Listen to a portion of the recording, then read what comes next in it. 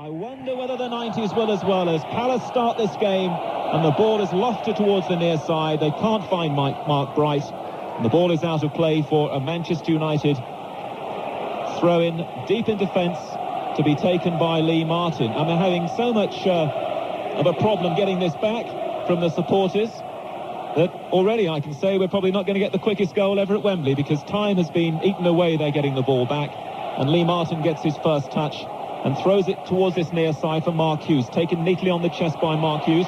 Tries to find Danny Wallace, but Andy Gray is strongly in there in midfield, and the ball is out of play again. And perhaps it might spend a little time out of play in these opening minutes as the two teams just try to settle down.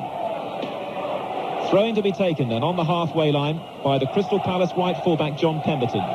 He tries to find Gray, but only finds the head of Lee Martin, and Gray is again involved, putting himself about in these opening stages, and again the ball is out of play for a Manchester United throw. They haven't crossed the halfway line yet, United, and Lee Martin looks again, this time for Danny Wallace. Gets it back from Wallace, and the high ball crosses the halfway line, and Andy Thorne is underneath it in that Crystal Palace defence. It breaks now for Barber, going through the centre. Barber plays it through the gap, hoping to find Mark Bright, but Bright hadn't made the run. There were Manchester United defenders back, and they regroup at the back, and it's a first touch for Neil Webb.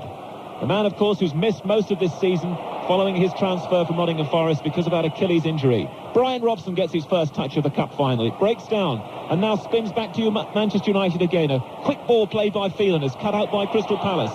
It's back inside the centre circle where Paul Ince was fouled, but the referee plays good advantage for Manchester United. They can't get the final pass right, though, for Brian McClare. And McClare at the moment is playing on this near side, the left-hand side. Danny Wallace has gone across to the right. The ball is with Nigel Martin, and we, after 2 minutes, can say good afternoon for the first time in our commentary to the former England captain Jimmy Armfield. Yes, it looks as though to me as though Palace have adopted a defensive sort of formation. It's rather strangely, Richard Shaw's been following Webb around virtually from the kick-off, and we've had Salako back as well, following McClare. I don't know whether this will carry on through the match, but that's how it started. And Crystal Palace have been awarded a free kick just inside the Manchester United half, playing down this near side, the right-hand side, and this is an interesting first moment for Jim Leighton, I think, in that Manchester United penalty area. Crystal Palace were very effective with their free kicks in the semi-final, and Andy Gray played a major part in those free kicks and also throw-ins as well. Gets great distance when he has the ball and has an opportunity to throw it in. Is he going to go long range with this one or tap it short to the man offering himself down the near side, John Pemberton? The opening stages of the FA Cup final. Andy Gray will be ready now at the fifth attempt, curls the ball into the penalty area, and Mark Bright is onside and he couldn't take it. It bobbles on the turf, hits him on the hand, goes behind the line, and Jim Leighton is screaming at the linesman because Manchester United were caught there. Bright was onside, but he couldn't capitalise on it. Yes, I think that was planned. I think he deliberated and deliberated and deliberated. Manchester's defence just lost the concentration for a moment. I think Bright knew exactly what he was doing, so did Andy Gray. The ball was played, he lost control just at the vital moment. And following the kick downfield from Jim Leighton, Mark Hughes taps it square for Neil Webb. Webb doesn't get it under control, now prods it to the far side of the field to Phelan, just short of the halfway line. Phelan across to Hughes, good running from Mark Hughes. Hughes runs about 10 yards, tries to give it to Brian Robson, but Jeff Thomas is back there tackling his opposite captain, and John Salako playing in that withdrawn role on the edge of his own penalty area, plays it long inside the Manchester United half. Nobody's got that one under control, and then as Manchester United pushed forward, Mark Hughes was slow coming back, and the flag went up over on the far side for offside. And finally now the referee's attention has been attracted by that flag, and it's going to be a free kick to Crystal Palace, just literally an inch or so from the halfway line, to be taken by the only player in their team who's been here before for an FA Cup final when he was with Wimbledon, Andy Thorne. Eagles is the cry. The Palace fans making perhaps more noise, enjoying their first experience here at Wembley in these opening 5 minutes. Andy Thorne now with the free kick. It's high, looking for Andy Gray. Doesn't run as far as Andy Gray. Steve Bruce clears. Pemberton plays it back. High ball, edge of the United penalty area. And nicely played by Phelan to the right-hand side to McClare. McClare now for Webb inside the Crystal Palace half. And Richard Shaw, the left-back, just knocks the ball into touch for a Manchester United throw-in. 15 yards or so inside the Crystal Palace half, down the right-hand side. McClare goes on a break, and Salako backtracks again, doing that defensive job, but they're leading Mark Bright all on his own up front. Following the throw-in, Danny Wallace has got it. gives it back to McClare. Crystal Palace close to the dead ball line. Hoof the ball up in the air from Solarco. Doesn't go very far. Comes back level with the edge of the penalty area. And now Crystal Palace might run the ball out of defence, and Jeff Thomas is striding forward over the halfway line. Ince is coming back to hold him up, and he does so well. But Thomas tries to release Barber down the far side, and a good, crisp sliding tackle from Michael Phelan gets a round of applause. And Crystal Palace broke very well from defence there. And they've got a throw-in some 15 yards from the corner flag, down the far side, left-hand side of the field, and the first chance for Andy Gray to hurl in one of those missiles. And Mark Bright is just on the edge of the 6-yard line. Yes, they have. I was going to say none of the central defenders have gone full, but Gary O'Reilly has. Gray throw-in, looking for O'Reilly, headed away by Bruce. Comes back to Shaw. Shaw's header, and Jim Leighton's got it 7 yards out. Yes, people talked about Manchester United having the experience of Wembley, but I think Crystal Palace have made the more confident start. They've been taking the time over free kicks, throw-ins. They know exactly what they're doing. They won't be rushed. So there's a bit of confidence in Palace's ranks as well. United so far haven't strung anything together of any consequence. 6 minutes gone. Always fascinating phase, of course. This is like the opening overs in a Lord's Test match, or the opening couple of rounds in a world title fight, as the two teams try to settle down in this big occasion. And Mark Hughes has the ball 30 yards out, comes in field, tries to play a 1-2 with Neil Webb, gets it back from Neil Webb, and Andy Thorne goes crunching in with the tackle, and he's been penalised. Manchester United have got a free kick, almost dead centre, on the edge of the D, some 25 yards from Nigel Martin's goal. Britain's most expensive goalkeeper, the Cornishman, is patrolling his line. Doesn't get a long-range shot, though. United have played it square for Phelan. Lots of players bunched around the ball, and Ince is trying to get some space for United. Plays it to the far side. Phelan is held up, though, by Solarco, and Solarco clears into touch. We'll perhaps get a comment shortly from Jimmy on this, a little more on this Palace tactic of withdrawing Solarco, but following the throw-in, it's back with Wallace, and Webb is tussling again with that man I was talking about, Solarco. Solarco clears, but only as far as Paul Ince. Ince is now carrying the ball towards the United left, just down below. Has it again on his right foot. Hughes offers himself. Hughes flicks it forward. Ince makes the run. Can Ince pull this one back with his left foot? No, it's gone behind Nigel Martin's goal. That's a goal kick to Crystal Palace. And we look down in the centre circle, Jim, and there's Mark Bright, the Crystal Palace striker, all on his own. Should they give him more support? Yes, I think what they've tried to do, Palace, I think they're trying to say to United, well, we're not going to give you too much room when you get in forward positions. McClare and Webb both play from the deep. They both make runs from what we call centre field, looking to get into the box. Steve Coppell's obviously done his homework. He's make sure that doesn't happen early on. The sun is trying to break through here at Wembley at last. We have a few little balloons, will need clearing perhaps, drifting into play, and neatly avoided by the Palace fullback Richard Shaw. Steps over them, and it's back again with his goalkeeper Nigel Martin. Clears, the ball swings towards this near side. It's Bright against Bruce. It's still up in the air, and Bright goes in again, but that time Lee Martin was in strongly for Manchester United, and excellent skills that we associate with Mark Hughes to find McClare deep inside the Manchester United half. And back again to the tall Gary Pallister. Palace back away, so Pallister comes forward for the first time in this game. 0-0 here between Palace and Manchester United in the cup final, and Gary Pallister's attempted through ball was handled by Richard Shaw, and that's going to be a free kick to Manchester United, just about 10 yards inside the Crystal Palace half, and taken by Brian Robson quickly for Phelan down the far side, the right-hand side. Webb now comes into it, taking on the left full-back Shaw, getting close to the corner flag and winning a corner for Manchester United. United's first corner of the game, and Neil Webb wants the ball back quickly from the police constable over on the far side, and Danny Wallace goes across to support, and Danny Wallace will be the man to take the corner kick. Steve Bruce goes forward, at the moment standing some 15 yards from Nigel Martin's goal. Gary Pallister has surely gone up there too. The free kick is flat, looking for McClare at the near post. Good work though by Barber to take it away, and then to get a long clearance over to the far side, which Andy Gray is not going to keep in. And that'll be a Manchester United throw deep in defence to be taken by Paul Ince. Yes, it was a disappointing corner that, I thought, by Danny Wallace. People have talked about Palace and the threat they would pose at cross balls, but United can cause threats as well, particularly if the ball's lifted to Palace. He's a big chap, usually gets on the forward position of the 6-yard box, looks to flick on, just as they did when they beat Sheffield United in the quarter-final. That's what they should be looking for. Danny Wallace miskicked that. That was what I would call one opening tossed away.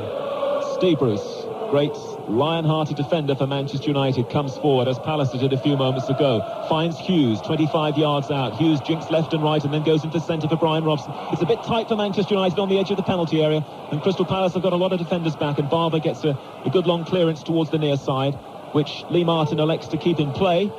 And again, Palace stand off him, and Martin clips the ball some 15 yards for Hughes. Hughes taking on O'Reilly, beating O'Reilly, pushes it forward for Martin, who made a good run, but Andy Thorne was there for Palace, and the roll goes up again for the London team as Andy Gray crosses the halfway line and finds Mark Bright close to the touchline. A good return ball from Bright to Gray, but Pallister was there tidying up for Manchester United, and Steve Bruce emerges with the ball halfway inside his own half, finds the only homegrown player in this United 11, Lee Martin. Martin's already well inside the Palace half, finds Danny Wallace close to the touchline, now dribbling in field, taking on Pemberton, and he hit that one off Pemberton's heel, and it spins Crystal Palace's way, and Shaw makes the clearance to the far side, and Bright is having to run from left to right.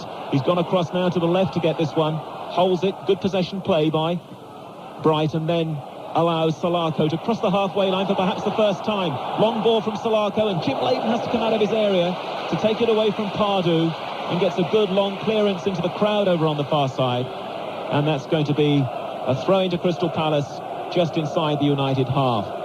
Celtic 0, Aberdeen 0 is the latest score, by the way, in the Scottish Cup final, so we're level pegging in the two big cup final occasions in Britain today.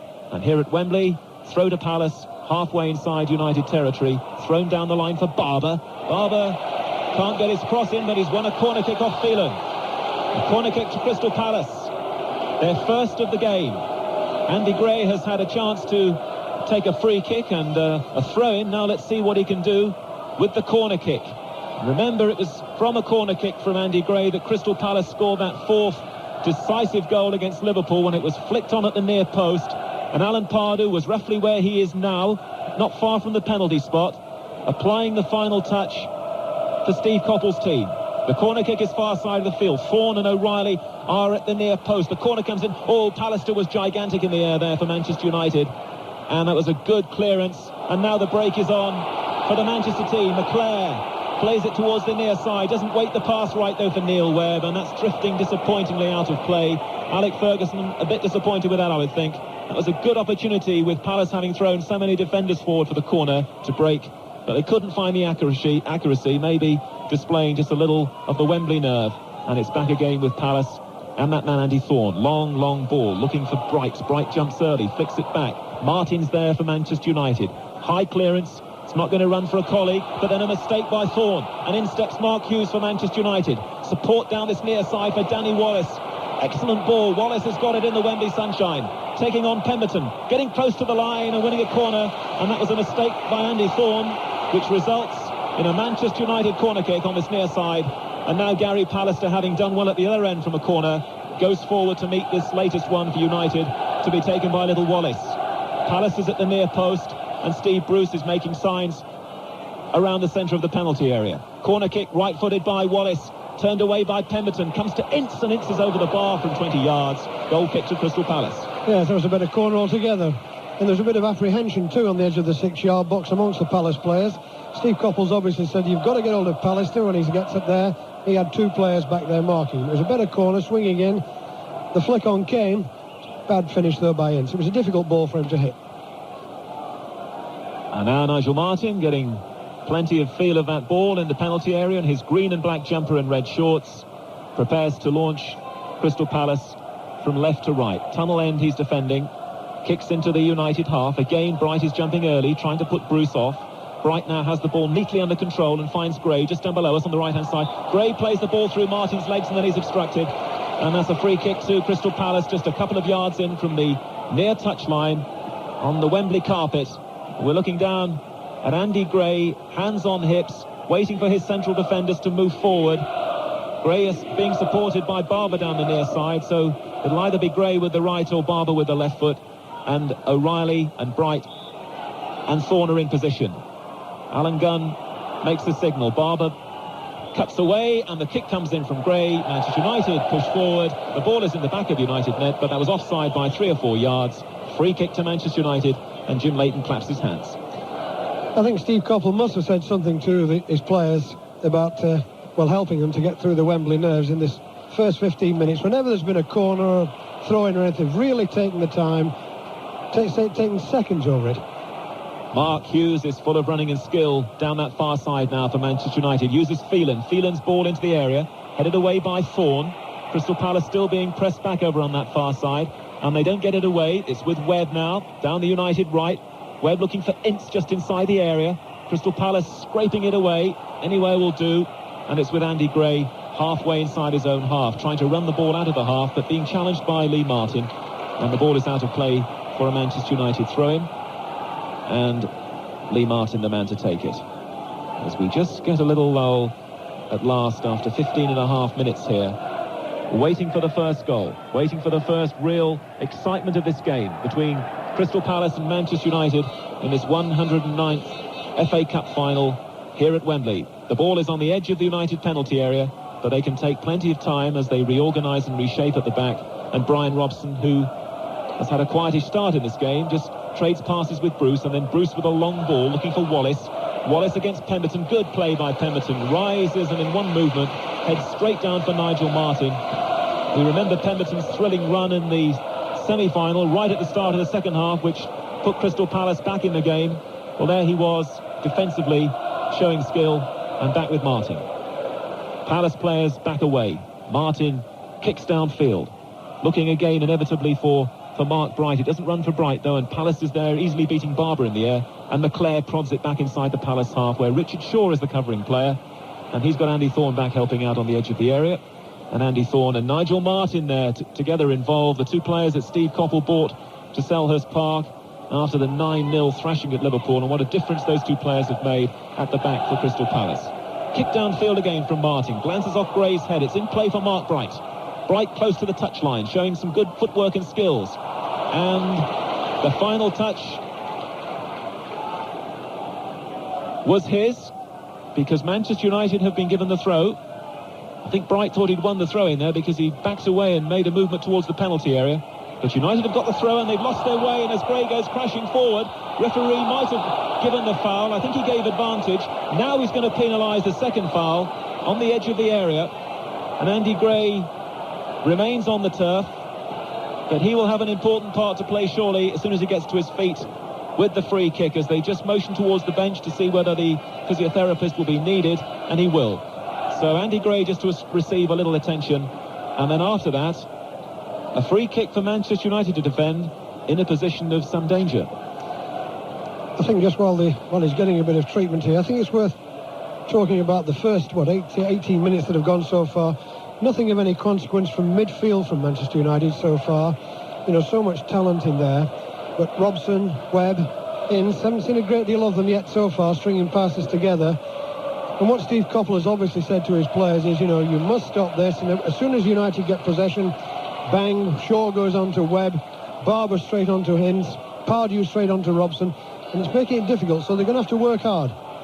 Andy Gray is okay. And he's going to take the free kick, is he, though? Barber's there. No, Barber takes it. Jim Leighton is beaten. The ball is in the back of the net. And Crystal Palace have scored. And Gary O'Reilly's the man claiming it. And the free kick again was the danger from Crystal Palace. Andy Gray, who'd been injured, got to his feet. And in the end, it was Barber who curled the kick in. Perhaps Manchester United were deceived by that. Jim Leighton was in no man's land, and big Gary O'Reilly, the centre-half, went forward for it. And Gary O'Reilly, the man, of course, who scored one of those 4 goals at Villa Park in the semi-final, the former Spurs and Brighton player, ecstatically runs back to the halfway line, and Crystal Palace in their first FA Cup final lead 1-0. Great moment for Crystal Palace. Problem for United, because for the first time, really, Palace was beaten in the air. It was the in-swinging free kick which caused the problems. Leighton was caught. He was caught in no man's land. The two central defenders were stranded. Riley just got a touch to it, and it was enough despite the efforts of, I think it was on the line, I think it was Lee Martin tried to scramble it away, and he only succeeded in kicking the ball into the roof of the net. So that's a tremendous start for Palace. More problems now for United. Oh, it was desperate stuff in the end from Steve Bruce trying to clear. He ran into the back of the net to try and get it away. But O'Reilly's touch, a subtle one, was just enough. And much has been made in the build-up to this game this week of the danger from Crystal Palace set pieces, with Andy Gray usually involved, and also the finger of suspicion pointing at Jim Leighton, sometimes a little slow to deal with things like that. Well, Crystal Palace have the lead. Now what will happen as Paul Ince tries to thread Manchester United back into it through midfield? Ince holds and then looks for Hughes just on the edge of the Palace area. O'Reilly now having to defend this time against Hughes, but Pemberton was helping him out, and the ball is with Nigel Martyn. Still plenty of time to go in this game, still 70 minutes left of FA Cup Final 1990. We've had the first goal here. There is still no score, by the way, in the Scottish Cup Final between Aberdeen and Celtic. The 20 minutes gone at Wembley. If you're listening all around the world, the surprising news is that Crystal Palace, the underdogs, 66-1 to win the cup at the start of the competition, lead Manchester United by 1-0. Gary O'Reilly, who's had such an up-and-down checkered career with Spurs and Brighton, the man to get the final touch from a free kick taken on this right-hand side, not this time by Gray after the injury, but by Barber. And now Bruce, having failed to clear, tries to put Manchester United back into the game with a long ball, and Crystal Palace hungrily tidying up inside the area. Number 10, John Salako, was there for them. Finds touch, and it's a United throw, 10 yards or so inside the Crystal Palace half. A little more than that perhaps now, as Lee Martin moves towards the halfway point of the half. Martin throws for McClair. McClair brings it down neatly under control, finds Danny Wallace. United trying to get back in this game. Wallace on a good strong run, works the ball onto his right foot. It's blocked by Crystal Palace on the edge of the 6-yard line. Headed back by Pallister, taken neatly by Thomas. It's moved up a couple of gears since that goal, no doubt about that. And Bruce comes inside the Palace half again now, trying to get United straight back here with a reply. Webb for Manchester United, for Wallace. Wallace is fouled by Thorne. What can Manchester United do now from a free kick? Some 25 yards out, slightly to the left as we look at it, as Wallace gets to his feet. Every time United get the ball, they've got 10 men in front of them, 10 Palace people. It's a terrific problem for them.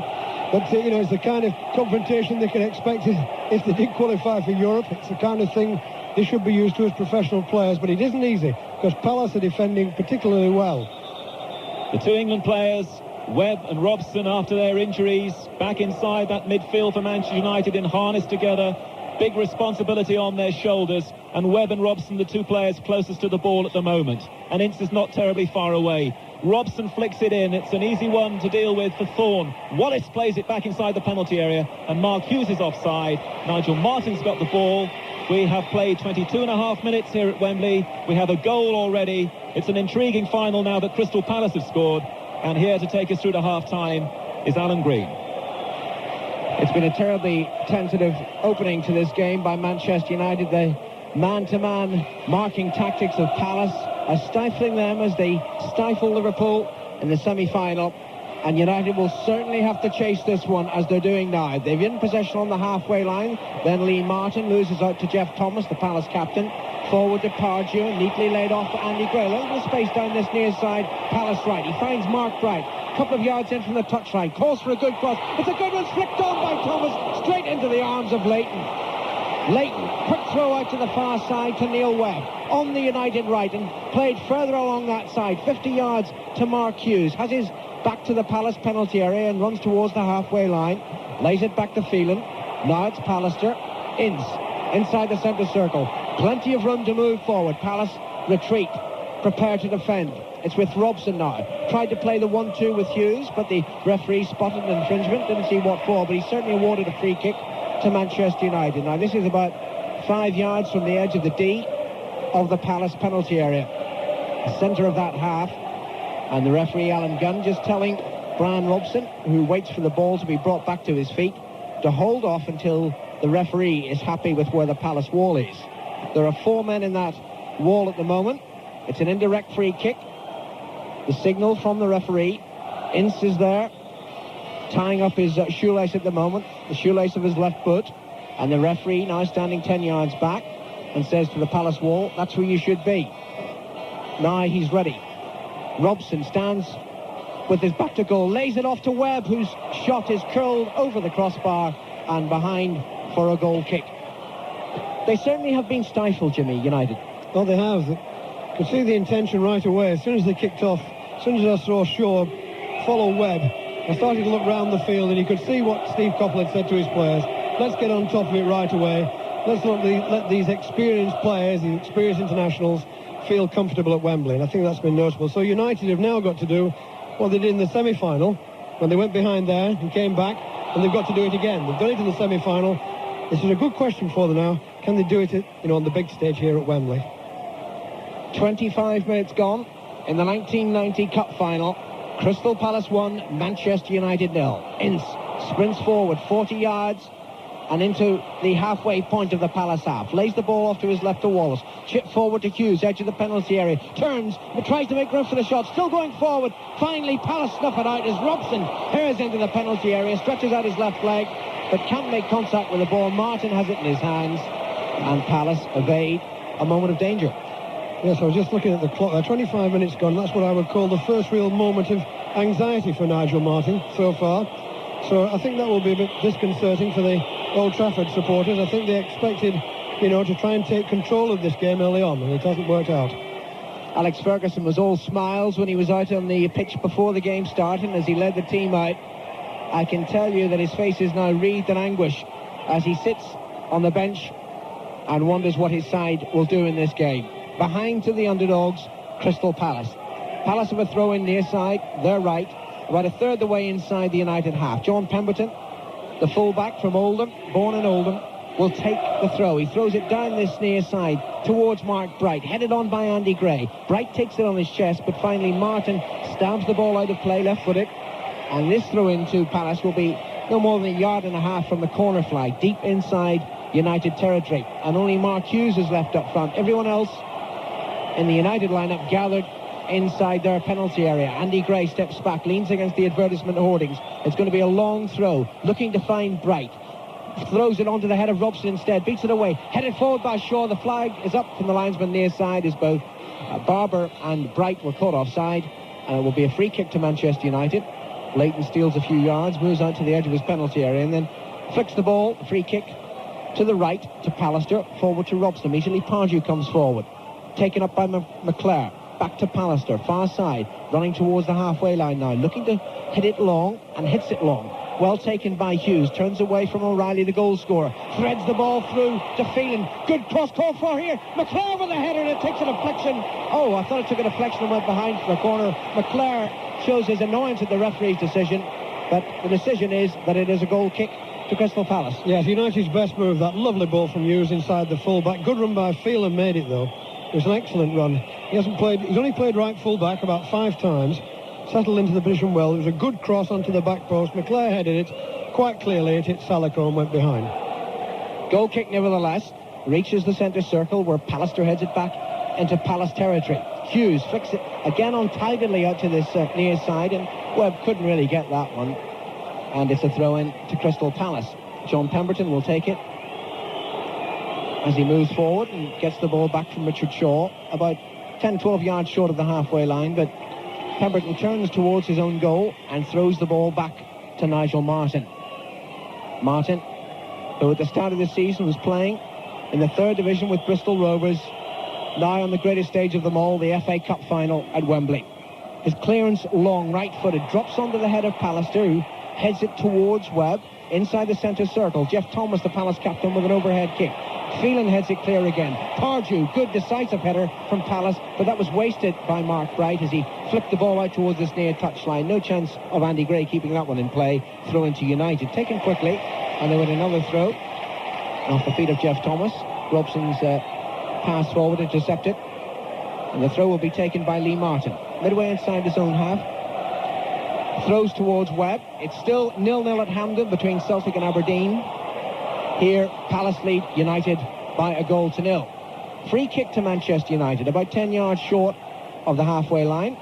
And when the ball is finally collected from the Palace players, it'll be thrown towards this near side, and Lee Martin will take the free kick short to his right to Paul Ince. Ince has Pallister further to the right and plays it to him. Crossing the halfway line now, Manchester United. Pallister lengthens his stride, moves forward, lays the ball off to Ince, centre of the Palace half. Back to Pallister, just outside the penalty area. Plays the cross, looking for Robson. Robson can't get it. Headed away by Pallas, picked up by Wallace. Again, the ball is stabbed into the penalty area towards Hughes, and it's beaten away on the far side, and Phil Barber hits it into the crowd. Most of the Manchester United fans diagonally to the left as we look. The ball quickly brought back by them. Phelan takes the throw. Down to McClure, right side of the penalty area, back to goal. McClure tried to bring Pallister into play, but Pallister tripped and forgot about the ball. It ran out of play, and it'll be a throw into Crystal Palace. But there's no real need, Jimmy, for Palace to be too adventurous. They didn't start adventurously, and they're continuing that way. They've got the goal. Yes, I think that things have gone to plan as far as Crystal Palace are concerned. The problem is all with United at the moment. I think they've been frustrated by this man-for-man marking system, particularly in the centre of the field. There's only one way to counteract that, and that is the ball's got to get forward quicker than it is doing. A lot of passes are being put together, which gives Palace time to get back. The other way is to work. It's a fitness thing. You've got to work your way away from the man who's marking you all the time. Well, they haven't really had a serious strike on goal yet. A free kick to Crystal Palace, just outside their own penalty area to the left. Is it a free kick or is it a throw-in? It's a throw-in. They tried to take a free kick, but it is a throw. Salako will take it, wearing 10, but certainly playing a defensive role this afternoon. He throws it down that touchline.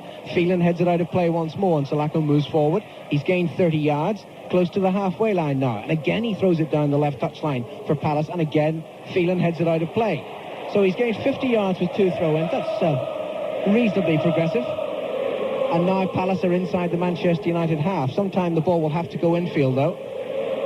And Salako looks to see what options are available. Throws down that touchline again once more, looking for Mark Bright. This time, Phelan keeps his clearance in play. Finds McClure. Forward to Hughes. Neat back heel by Hughes for Webb, who stabs it forward, but not accurate enough. And it just harmlessly bounces towards the Palace penalty area, where Nigel Martin waits and collects it. And moves out to the centre of his penalty area. And now will look up and clear right-footed. A long clearance by the Palace goalkeeper.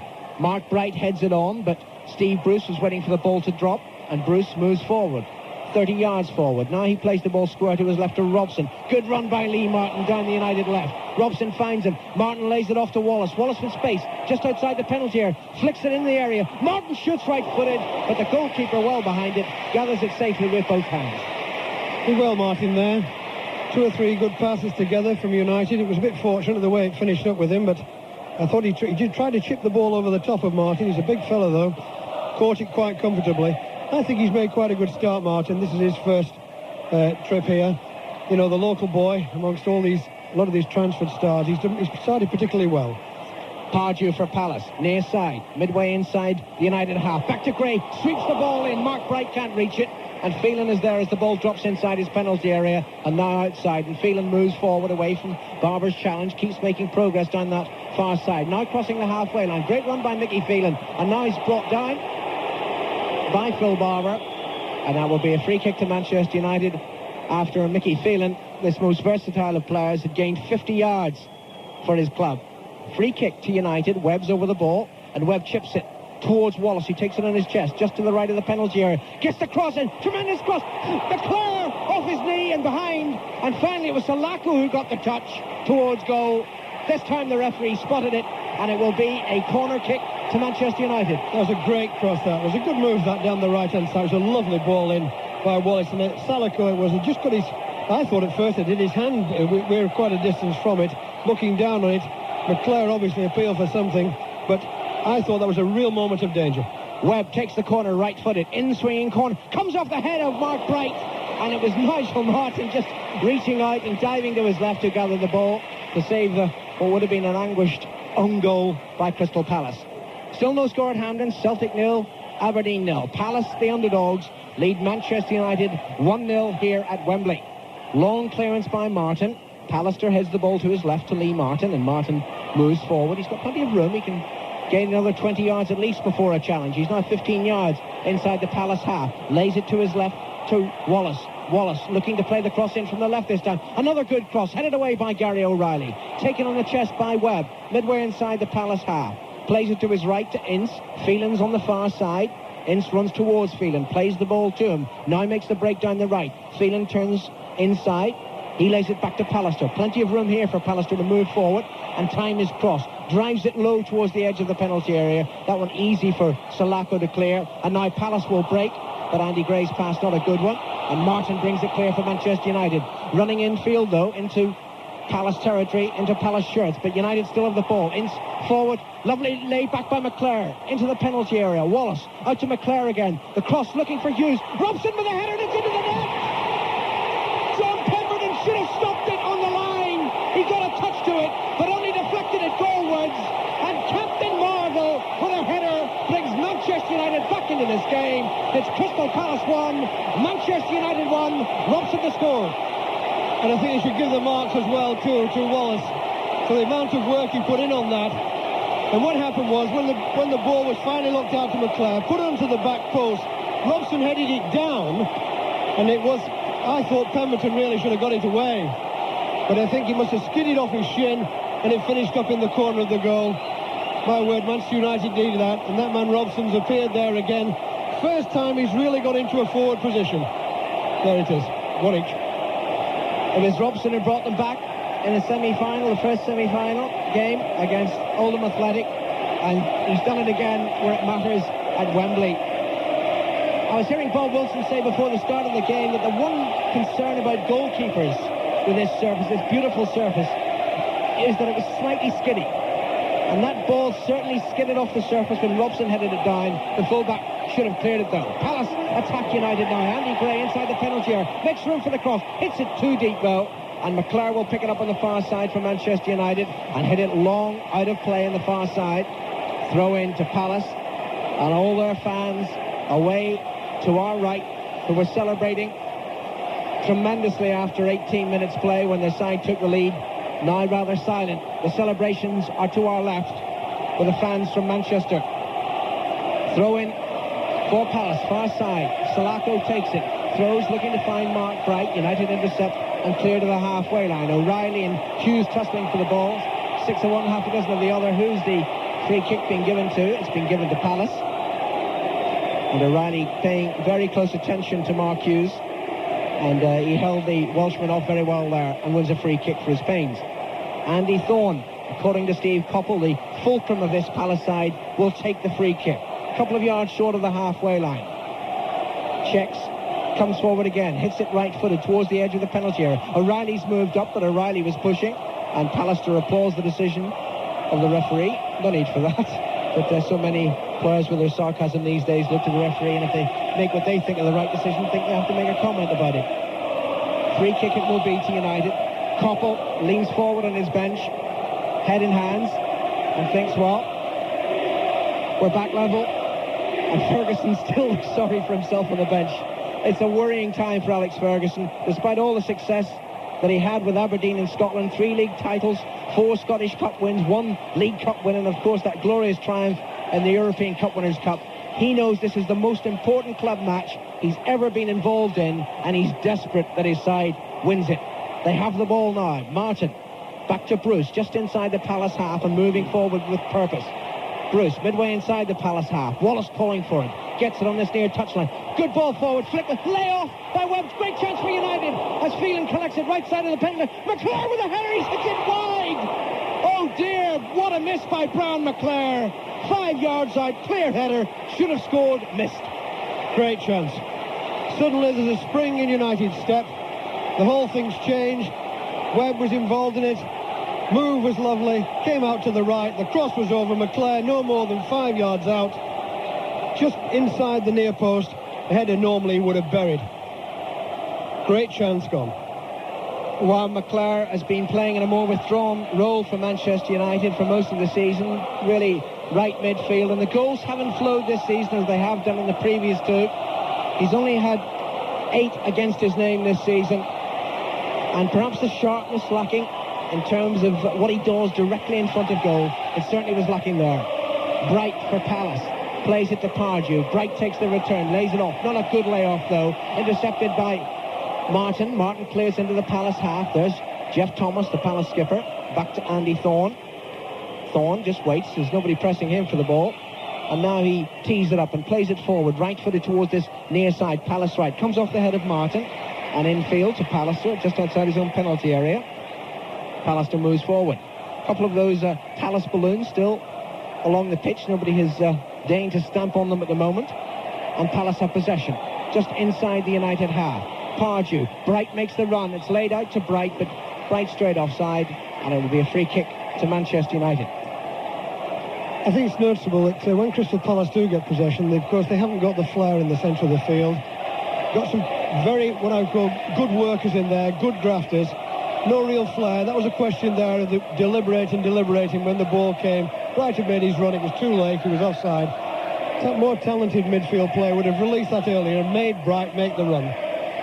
Bruce for United, inside the centre circle, across the halfway line. He's got Ince to his right, and he gives it to the more creative player. Robson short too, but Ince stabs it forward, taken up by McClare. Out to Ince again on the far side, United right. Webb makes the run. Richard Shaw held them off, and Shaw wins out too, plays the ball back to his goalkeeper. His man-to-man marking still being persisted with by Crystal Palace. Martin moves out to the edge of his penalty area and waits while players move forward. Now he clears, right-footed. Long clearance from the keeper. Pallister heads it down for United, but it's picked up by Jeff Thomas, and Thomas sprints forward, left side of the United penalty area. Ince goes with him. Thomas checks, lays it back to Phil Barber. Barber has Salako further wide, but Barber crosses, looking for Bright, headed away by Pallister. Thomas heads it back into the United penalty area. Andy Gray tries to make contact. Bruce clears it. Pemberton rushes forward for Palace, and he's brought down by Brian Robson, and this will be a free kick to Palace in a dangerous position for Manchester United. Just 6 yards outside the penalty area, if it is 6 yards, and Leighton will be a little concerned about this one. Standing at his left hand upright, directing the wall, and the ball is still on the touchline on this near side. And finally it's Alan Pardew who spots that they're without the most important instrument in the game, the football. Comes across to get it. Where are the ball boys? Nowhere to be seen. They're watching the game, aren't they? And the ball is given back to Andy Gray, and Gray is ready to strike this free kick. Now it's no more than 6 yards outside the United penalty area, slightly to the right of the D. Gray stands over the ball with Pardew, and Jeff Thomas prepares to make a run. Now it's laid off by Pardew for Thomas, and he hits that one high and behind, and it will be a goal kick to Manchester United. That would have been a good one when Wigan played here a fortnight ago. Not a very good free kick that, not very well struck. I think we're coming towards half-time now. I don't think it'd be a game that the soccer purists will think a lot about. But it is exciting. We've had the incidents, one each. I still feel both teams, not really strung anything together to me to be convincing. It's still wide open, this cup final. We could do with a bit more quality, in short. The ball is played forward, and immediately Pemberton fouls Danny Wallace, and it will be a free kick to Manchester United inside the Palace half. Robson, we keep saying he's had a quiet game, but he scored a vital goal. He'll take the free kick, left-footed. High towards Pallister, who had made the run to the edge of the area, headed on towards Webb. Pallister's up there once more, but he lets the ball fall to Phelan instead. Back to Ince. Ince waits and plays it on to his right foot and runs down that far side. Thomas goes with him. Ince is being held back by Thomas. That'll be a free kick. The linesman's flag very quickly up on the far side. The Palace fans didn't seem to appreciate the decision, but I've no doubting the referee's mind. And it's a free kick 5 yards to the right of the penalty area. And Webb is there, and so too is Wallace, and Pallister takes up position with Bruce, edge of the penalty area, waiting to make the run. Where's that man, Robson? He popped up in the last minute for the equaliser. Hughes and Pallister dancing around inside the penalty area. Wallace strikes the free kick right-footed and headed behind by Gary O'Reilly. They took the safe option. Corner to Manchester United. Their fourth of this first half, and just a minute to go to half-time. Webb comes across to this near side to take this corner, right-footed, in-swinging corner. Pallister on the near post, chipped towards Pallister, too high, and comes off Nigel Martin's right hand and behind for another corner. McClare was the man who was causing the trouble for Martin, just standing in front of him, making it awkward, and forced the keeper to concede another corner. Webb takes it again, right-footed in, swinging again, headed back by Mark Bright into the edge of the penalty area. Thomas tries to clear it, picked up by Ince though. Ince with a little bit of space, Palace defending. Bruce makes the run to the right, it's played to Bruce, tried to cross it and gets a rebound off his own chest and goes behind for a goal kick to Crystal Palace. Started to take the corners on the left-hand side. Wallace was taking them earlier. Hadn't had much success. Webb came over there. That was a real teaser. the first one there. Martin was fully stretched for it. You really had me worried, Jim. I thought your voice had gone like Blackburn Sheffield United there. I know. You've been preparing well for this one, have you?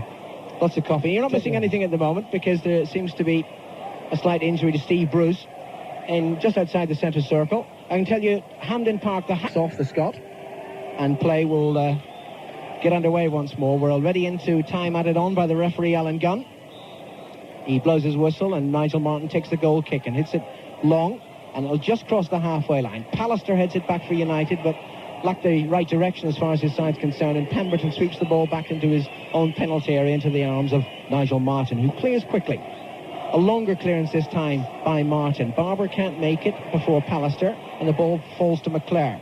Quickly forward to Webb on the far side, on the United right touchline. McClare's made a great run, but Webb can't find him. It's knocked back to Phelan and swept forward instead to the edge of the penalty area. Hughes goes across there, but he's at least 5 yards behind the play. Martyn has possession once more, and he waits. We've already played 2 minutes of added time at the end of this first half, and that, says the referee, is enough. So they're all level here at Wembley after the first half. O'Reilly putting Palace in front after 18 minutes, but the equaliser from who else? Brian Robson with 10 minutes to go to half-time. Crystal Palace 1, Manchester United 1. And so the players leave the pitch away to the tunnel to be replaced by the bands of the Coldstream Irish and Scots Guards for our half-time musical interlude. And whilst the real facts that matter are the 2 goals, Brian Butler has many others for us. Well, it hasn't been a first half sensationally overburdened by significant happenings. The most significant touches, of course, by Gary O'Reilly and Brian Robson, the 2 goal scorers, though there might just be a few pedants who insist that United's equaliser was an own goal by John Pemberton. We won't have that, will we? O'Reilly's goal came from the very first chance of the game. That was after 18 minutes. And Robson's equaliser came from United's 4th chance. The facts and figures from Audie Adams show that altogether there were only 7 authentic chances in the first half, of which 5 fell to Manchester United and 2 to Palace. United's 5, the last 5 of the half, though, which stresses the grip which at that point United had taken on the game. Otherwise, the statistics reveal Manchester United all in white, playing from left to right in the second half and giving the ball to Danny Wallace, the danger man, over on the far side, as one of the bandsmen falls over, I think, carrying the drum down. An almighty drum beat, but we continue. We watch Crystal Palace coming over the halfway line for the first time, immediately swamped in midfield, but it breaks Andy Gray's way again. Good tackle by Paul Ince, though. Still Crystal Palace pile forward, and it's that man Pemberton racing into the penalty area right at the start of the second half. Jim Leighton's got it, but Pemberton on the charge there, just like he began the second half against Liverpool at Villa Park in the semi-final. But that was brave goalkeeping that time by Jim Leighton, and perhaps there might be a chance just to reconfirm the lineups for you. Jim Leighton, Mike Phelan, Steve Bruce, Gary Pallister, Lee Martin for Manchester United, Brian McClare, Neil Webb, Brian Robson, Paul Ince, Danny Wallace and Mark Hughes. The ball is with Wallace over on the far side, trying to go round Gray, and Wallace goes down, looks immediately at Alan Gunn, expects the free kick. Manchester United central defenders move forward in anticipation of something, either a throw or a free kick. The roar goes up as they get the ball back from the touchline over on the far side. It's a free kick. Lee Martin, 20 yards out, a couple of yards in from the far touchline. Lee Martin takes it with his left foot, and as soon as he takes it, the flag goes up.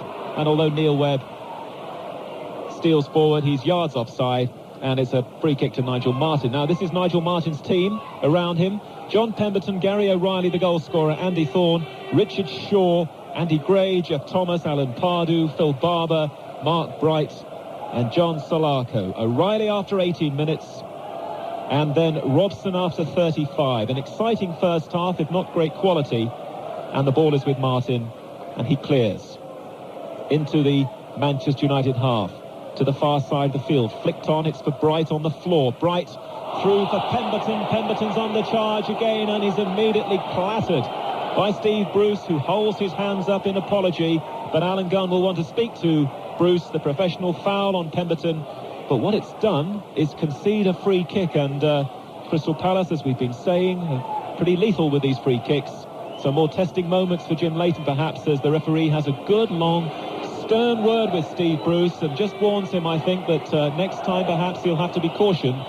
Pemberton has to receive attention, and the free kick, inevitably, again, is with that dynamic duo over on the far side of Barber and Gray. Gray stepped away and allowed Barber to plant the free kick after 18 minutes.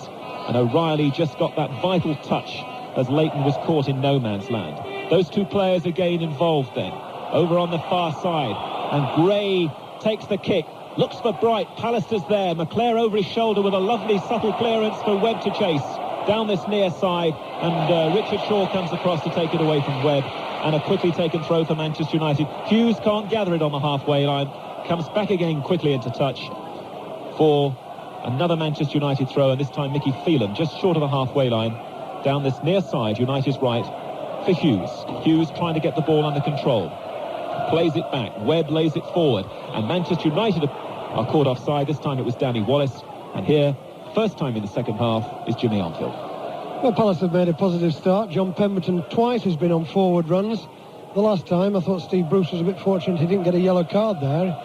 He checked him when he was in full flight, put his right arm across, he caught him, and I think, you know, he is a bit fortunate. So, Palace still going for it. And Mark Bright, the man to chase it, glances it on, hopes that Barber's there. Bruce was there, and Bruce tidies up, gives it back to Jim Leighton. The Crystal Palace song, of course, for Wembley 1990, the old Dave Clark 5 hit, Glad All Over, and they were certainly that after 18 minutes when Gary O'Reilly put them in front.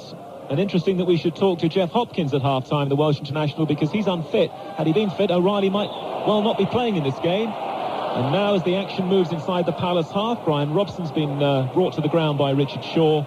And that's a free kick to Manchester United on the edge of the centre circle inside the Crystal Palace half. Centre field, Paul Ince, one of the two players most effective in the first half, according to Malcolm Allison, with Danny Wallace for Manchester United. And Ince is there and lays the ball left to Steve Bruce. Bruce has got Wallace hugging the touchline over on the far side, and via Webb it eventually arrives at Wallace's feet. Wallace trying to take on Pemberton, and covering Pemberton was Pardue, and the ball is out of play over on the far side, some 8 or 9 yards from the corner flag. Manchester United's throw, and they find McClare. McClare knocks it back again to the far side, and the cross comes in to the penalty area, misses out Pallister. Hughes takes it down. Hughes with the shot. Crystal Palace half get it away, and now Barber does release some pressure and find Andy Gray.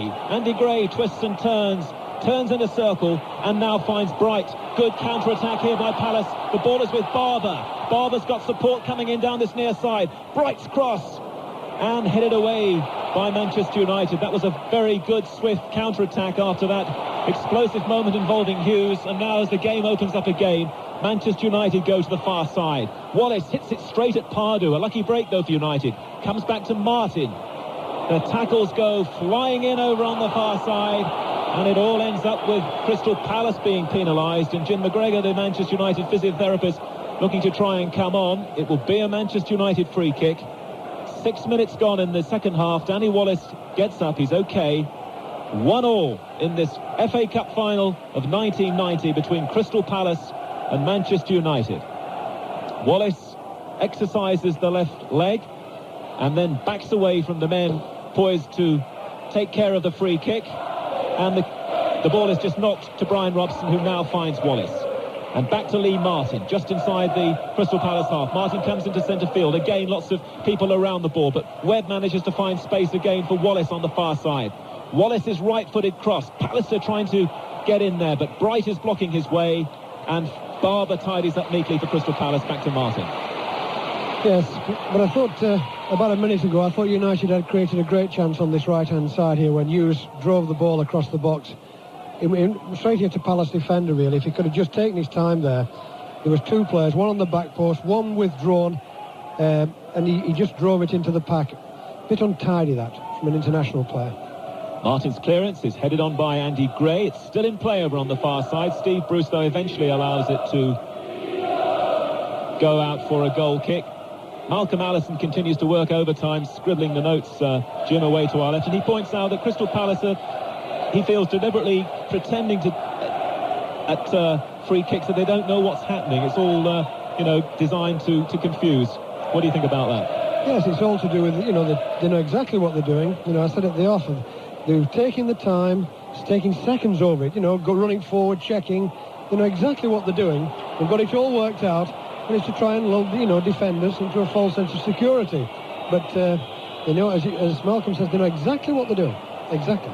Good professional preparation by Steve Coppell and Ian Branfoot and Alan Smith down there on the bench. Steve Coppell just shielding his eyes now against the sunshine and watching Manchester United with a free kick after offside against Palace, just short of the halfway line with the free kick. They certainly confused Jim Leighton when they scored from a free kick. I think he was expecting Andy Gray to curl it in, and then at the last minute Barber clipped it in and O'Reilly just got the touch. And now following the free kick, Steve Bruce makes good progress into the Palace half. Brian Robson accelerates. Robson's cross looks for Webb, and Webb has just strayed offside. Again, professional play at the back though. Richard Shaw claps his hands because Crystal Palace again did the right thing. They caught Manchester United offside, and Nigel Martin comes right towards the edge of the penalty area to take the free kick. Again, we hear the songs around the stadium. Manchester United supporters, of course, pretty used to this journey. Winning the cup twice in the 80s. It's all very new for Richard Branson's sponsored Crystal Palace team, and they're enjoying every moment of it, the supporters. There may not be as many of them here as Manchester United fans, but you'd never know. They're making just as much noise. And again, they build from the back through the former Bristol Rovers man, the Cornishman Nigel Martin. Clears into the United half. Bruce is there, whacks the ball straight back into the Palace half. O'Reilly brings it down, then plays it back into the United half on the halfway line. Pardew plays it through for Thomas, and Thomas could have a chance here. He can't get it under control. Finds Barber onto his right foot, and that's a deflected just wide of Jim Leighton's right-hand post. That was a stunning ball from Pardew, which almost set up Jeff Thomas. It didn't bounce kindly for him in the end, but he's done well to get a corner kick out of it. And again, we look to that man, Andy Gray, to come towards this near side and deliver Crystal Palace's first corner kick of the second half. Remember the half-time score in Scotland in the Scottish Cup was Aberdeen 0, Celtic 0. All square there.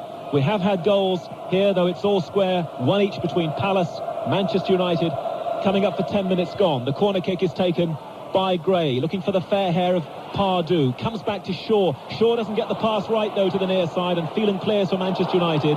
But all he can do is to side foot that ball disappointingly into touch, and immediately brings his manager off the bench, Alex Ferguson, in his white shirt down there, coming across, making a point to Mickey Phelan as Nigel Martin comes out to retrieve the ball. And it'll be a Crystal Palace throw to be taken by the Nigerian John Salako. I'm sure there are people listening to us in Nigeria today following John Salako's progress in this game. His team are level, one each, and they're trying again to put something together down this near side, and again Phelan's involved and allows the ball to bounce into touch for his throw. Just short of the halfway line. Lovely sunshine now here at Wembley Stadium as Phelan gets it back from Hughes, clips it forward, looking for little Wallace. He'll have to do well there. No way he could rise in the air against those two players at the back. It's still up in the air, and now Webb decides to apply the chest and then plays it forward for Phelan, and Phelan's got past Barber, but the referee has penalised him for the little tangle there with Barber. That's going to be a free kick to Crystal Palace as Richard Shaw just gives Barber a pat on the back, and his team can now move their way out of the penalty area and towards Jim Leighton's goal away to our left. Yes, it didn't matter anyway because Phelan overhit the ball onto the back post. And I think the game, the continuity is exactly the same as it was in the first half. Nothing really put together. I thought just a moment ago, I thought the ball that Pardew knocked through for Thomas, he lost control of it at the vital time, and it finished with Barker getting a shot deflected for a corner. It's been typical of, a lot that's gone on. Following the long kick downfield, Ince is there, digging it away from danger, finds Brian Robson. Robson tussling with Thomas, the two captains locked in combat there, and Thomas has been penalised. I think Manchester United thought they had advantage anyway. There's a few words going on there between players and referee, all part of the tension of the occasion, and now it's going to be a Manchester United free kick on the edge of the centre circle inside their half. Back again with Bruce. Steve Bruce, the man who I understand will take a penalty should it occur in this game for Manchester United. He's certainly playing adventurously forward at the moment. He's well inside the Palace half, and Mark Hughes has run into trouble, and Crystal Palace are on the break again now. They've got Mark Bright on the ball just inside the United half, needs support, has to go back to Salako on the halfway line. Barber comes in on the left-hand side, and Barber is brought down by Phelan. Little pat on the head from Phelan to acknowledge the fact The tackles start to go in and the free kick is awarded. And this time Andy Gray is nowhere to be seen. Andy Gray perhaps this time going to try and get on the end of this free kick over on the far side, just on the edge of the area, as John Solarco just weighs up the possibilities and the options, looks across to see who's gone forward. And the kick is taken by Solarco, and immediately the kick was taken. That's offside. Free kick to Manchester United on the edge of the area. Yes, they didn't know what they were doing that time, did they? You know, we've made comments about they knew exactly what they were doing. Didn't know that time. United moved forward and they got stranded. United bringing the ball out of defence, and again Steve Bruce is very happy to run with the ball, and then checks. And Webb with a poor pass to the far side, not really giving McClare any chance at all, and the man to tidy up was the player who gave Crystal Palace an 18th minute lead, Gary O'Reilly. Crystal Palace playing the ball through the defenders at the back, and then they clip it back to Nigel Martin. And Martin side-foots the ball to the near side, to the man who's got a lot of room to use now. John Solarco accelerates forward. Mark Hughes is coming back, the two number 10s, trying to cover Solarco. Solarco makes his way towards the corner flag on this left-hand side, near side of the field, crosses to the far side of the field. It runs away from Gray. Bright keeps it in on the far side. Pemberton's early ball. Thomas trying to go in with a header, and Paul Ince heads behind for a corner kick. Exciting bit of play as Palace moved from left to right. John Solarco was heavily involved there, and Paul Ince not taking any chances at the near post. And a corner kick again for Andy Gray to slot up as Gary O'Reilly works his way towards the near post, standing behind Andy Thorne. 1-1 then in the 1990 FA Cup final. Andy Gray to take a corner kick for Crystal Palace, attacking the tunnel end. The corner kick again clipped towards O'Reilly. Pallister was inches above O'Reilly. It's on the edge of the United penalty area. Oh, and now Pallister, well, he would have shown some lovely skills to emerge with the ball, but he was clipped by Pardew. Pallister, first of all, winning the ball well in the air, then emerging with the ball. Tall player, good skills, but foul by Pardew. A passing word again from Alan Gunn, and a free kick to Manchester United. Yes, I think you should caution him for that. I think to me it was a blatant trip. Pallister had made the effort, got to the ball. He was coming out of it in a good position, really, trying to set up an attack. Deliberately tripped, and Alan Gunn's let it go. I don't think he should let deliberate trips go like that to break the play up. Exactly an hour gone here at Wembley. Again, the flag is flying on the near side from the linesman, but Palace have the ball, so no need to penalise the offside. And Palace on the edge of the area tuck it back again to Nigel Martin. Exactly an hour gone then. 1-1 here. Remember, 30 extra minutes should we need them. And then should we need more minutes after that, it'll be a replay on Thursday night at 7:30. That is something that England manager Bobby Robson is not wanting, with England playing Denmark on Tuesday, and of course with Brian Robson, his captain, out there at the moment, the man who equalised for Manchester United 10 minutes before half-time. United again disputing possession over on the far side, but a couple of very strong challenges, from clean ones too, from Thorne to win the ball for Palace, but then they give it away again, and Manchester United playing some neat football, neat possession football from the back, and now through Lee Martin, coming in field, drills the ball square for Pallister. United now switching their attack from left to right. Pallister, a poor ball for Ince as Solarco goes diving in to win the possession, and then Palace give it away again. It's with Webb 30 yards out. Not much for him forward though, so has to come right back to almost the halfway line, and Phelan takes over just down below on the right hand side. Wallace has now come to the near side. Wallace has got possession close to the corner flag, trying to get a cross in here. He's got support from Paul Ince. Finds Ince, and Ince is blocked, and that's a throw in to Manchester United, but a good little period of play for them. And Phelan, the former Norwich man, who really can play anywhere in the team, comes across just a few yards from the corner flag near side. Number 5, Phelan, throws for Webb. Webb eventually gets the ball under control. He's trying to wriggle himself towards the line for a corner. It's still in play, and it's back with Wallace. Wallace's cross. Palace haven't dealt with this, and Mark Hughes is there, and he scored for Manchester United!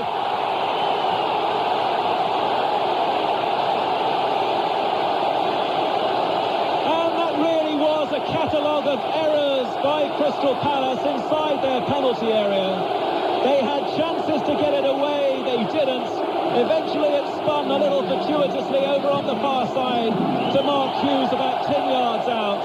and Mark Hughes didn't waste any time. He buries the ball in the back of Nigel Martin's net, and Manchester United have come from behind here.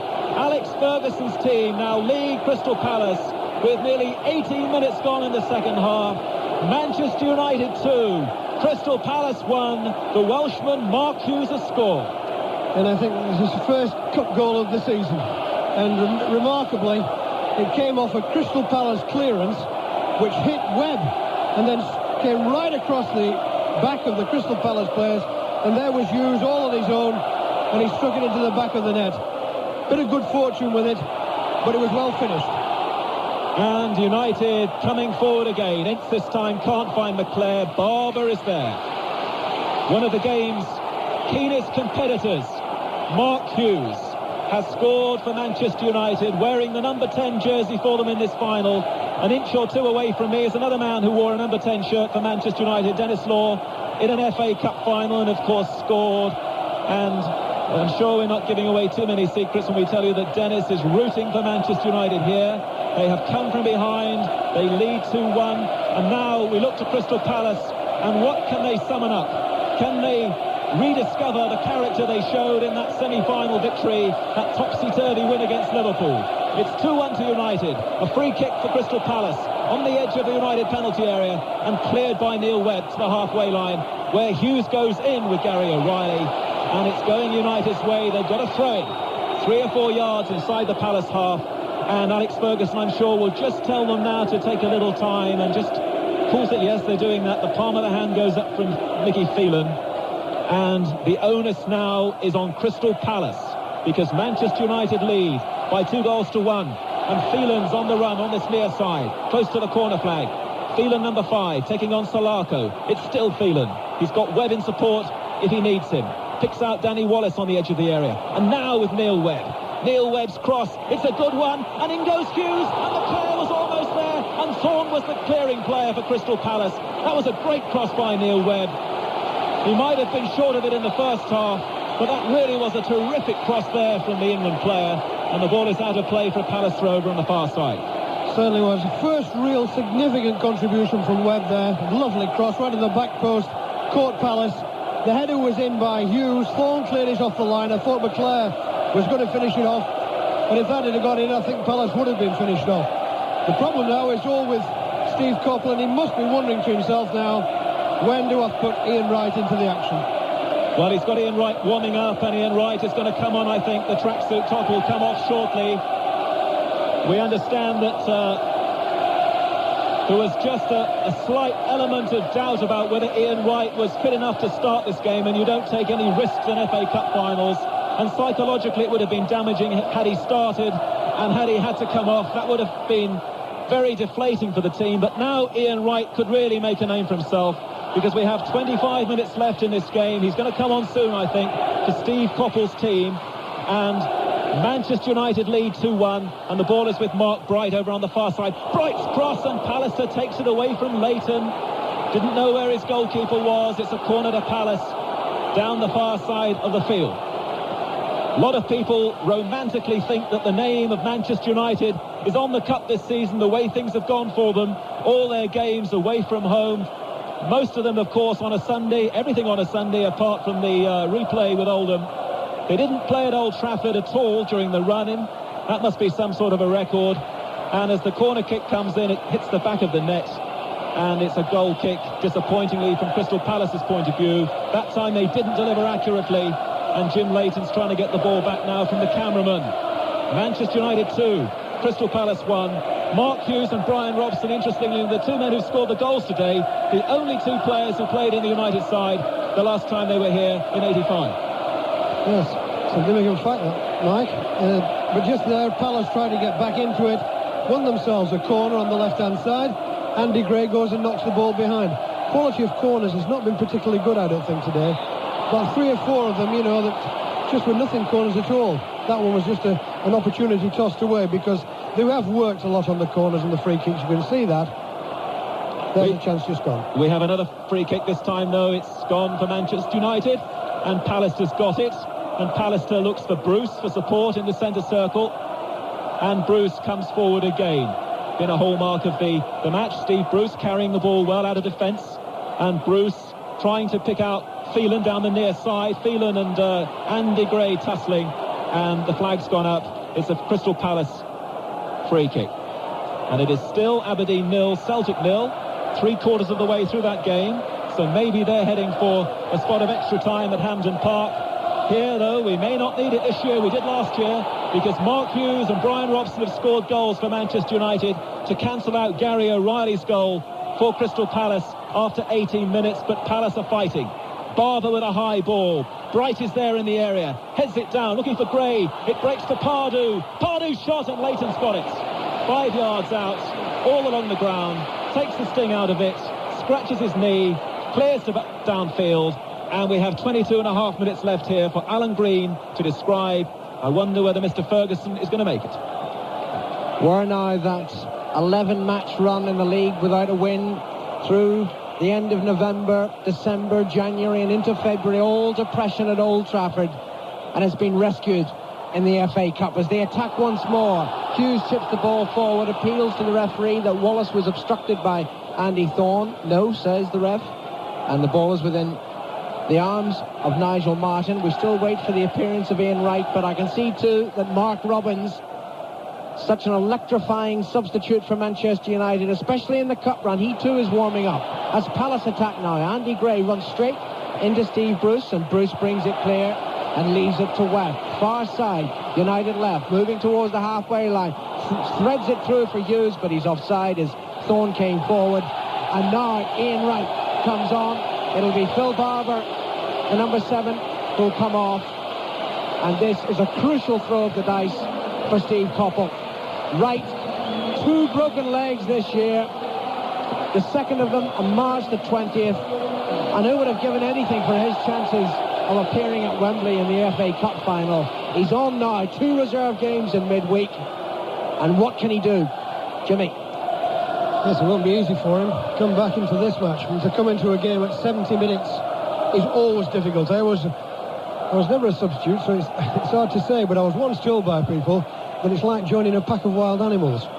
Well, in this situation, coming into a cup final where everybody's heated up and you've come off the cool of the bench, the relative cool of the bench, it won't be easy because everybody else has got the pace of the game. You've got to immediately move to it.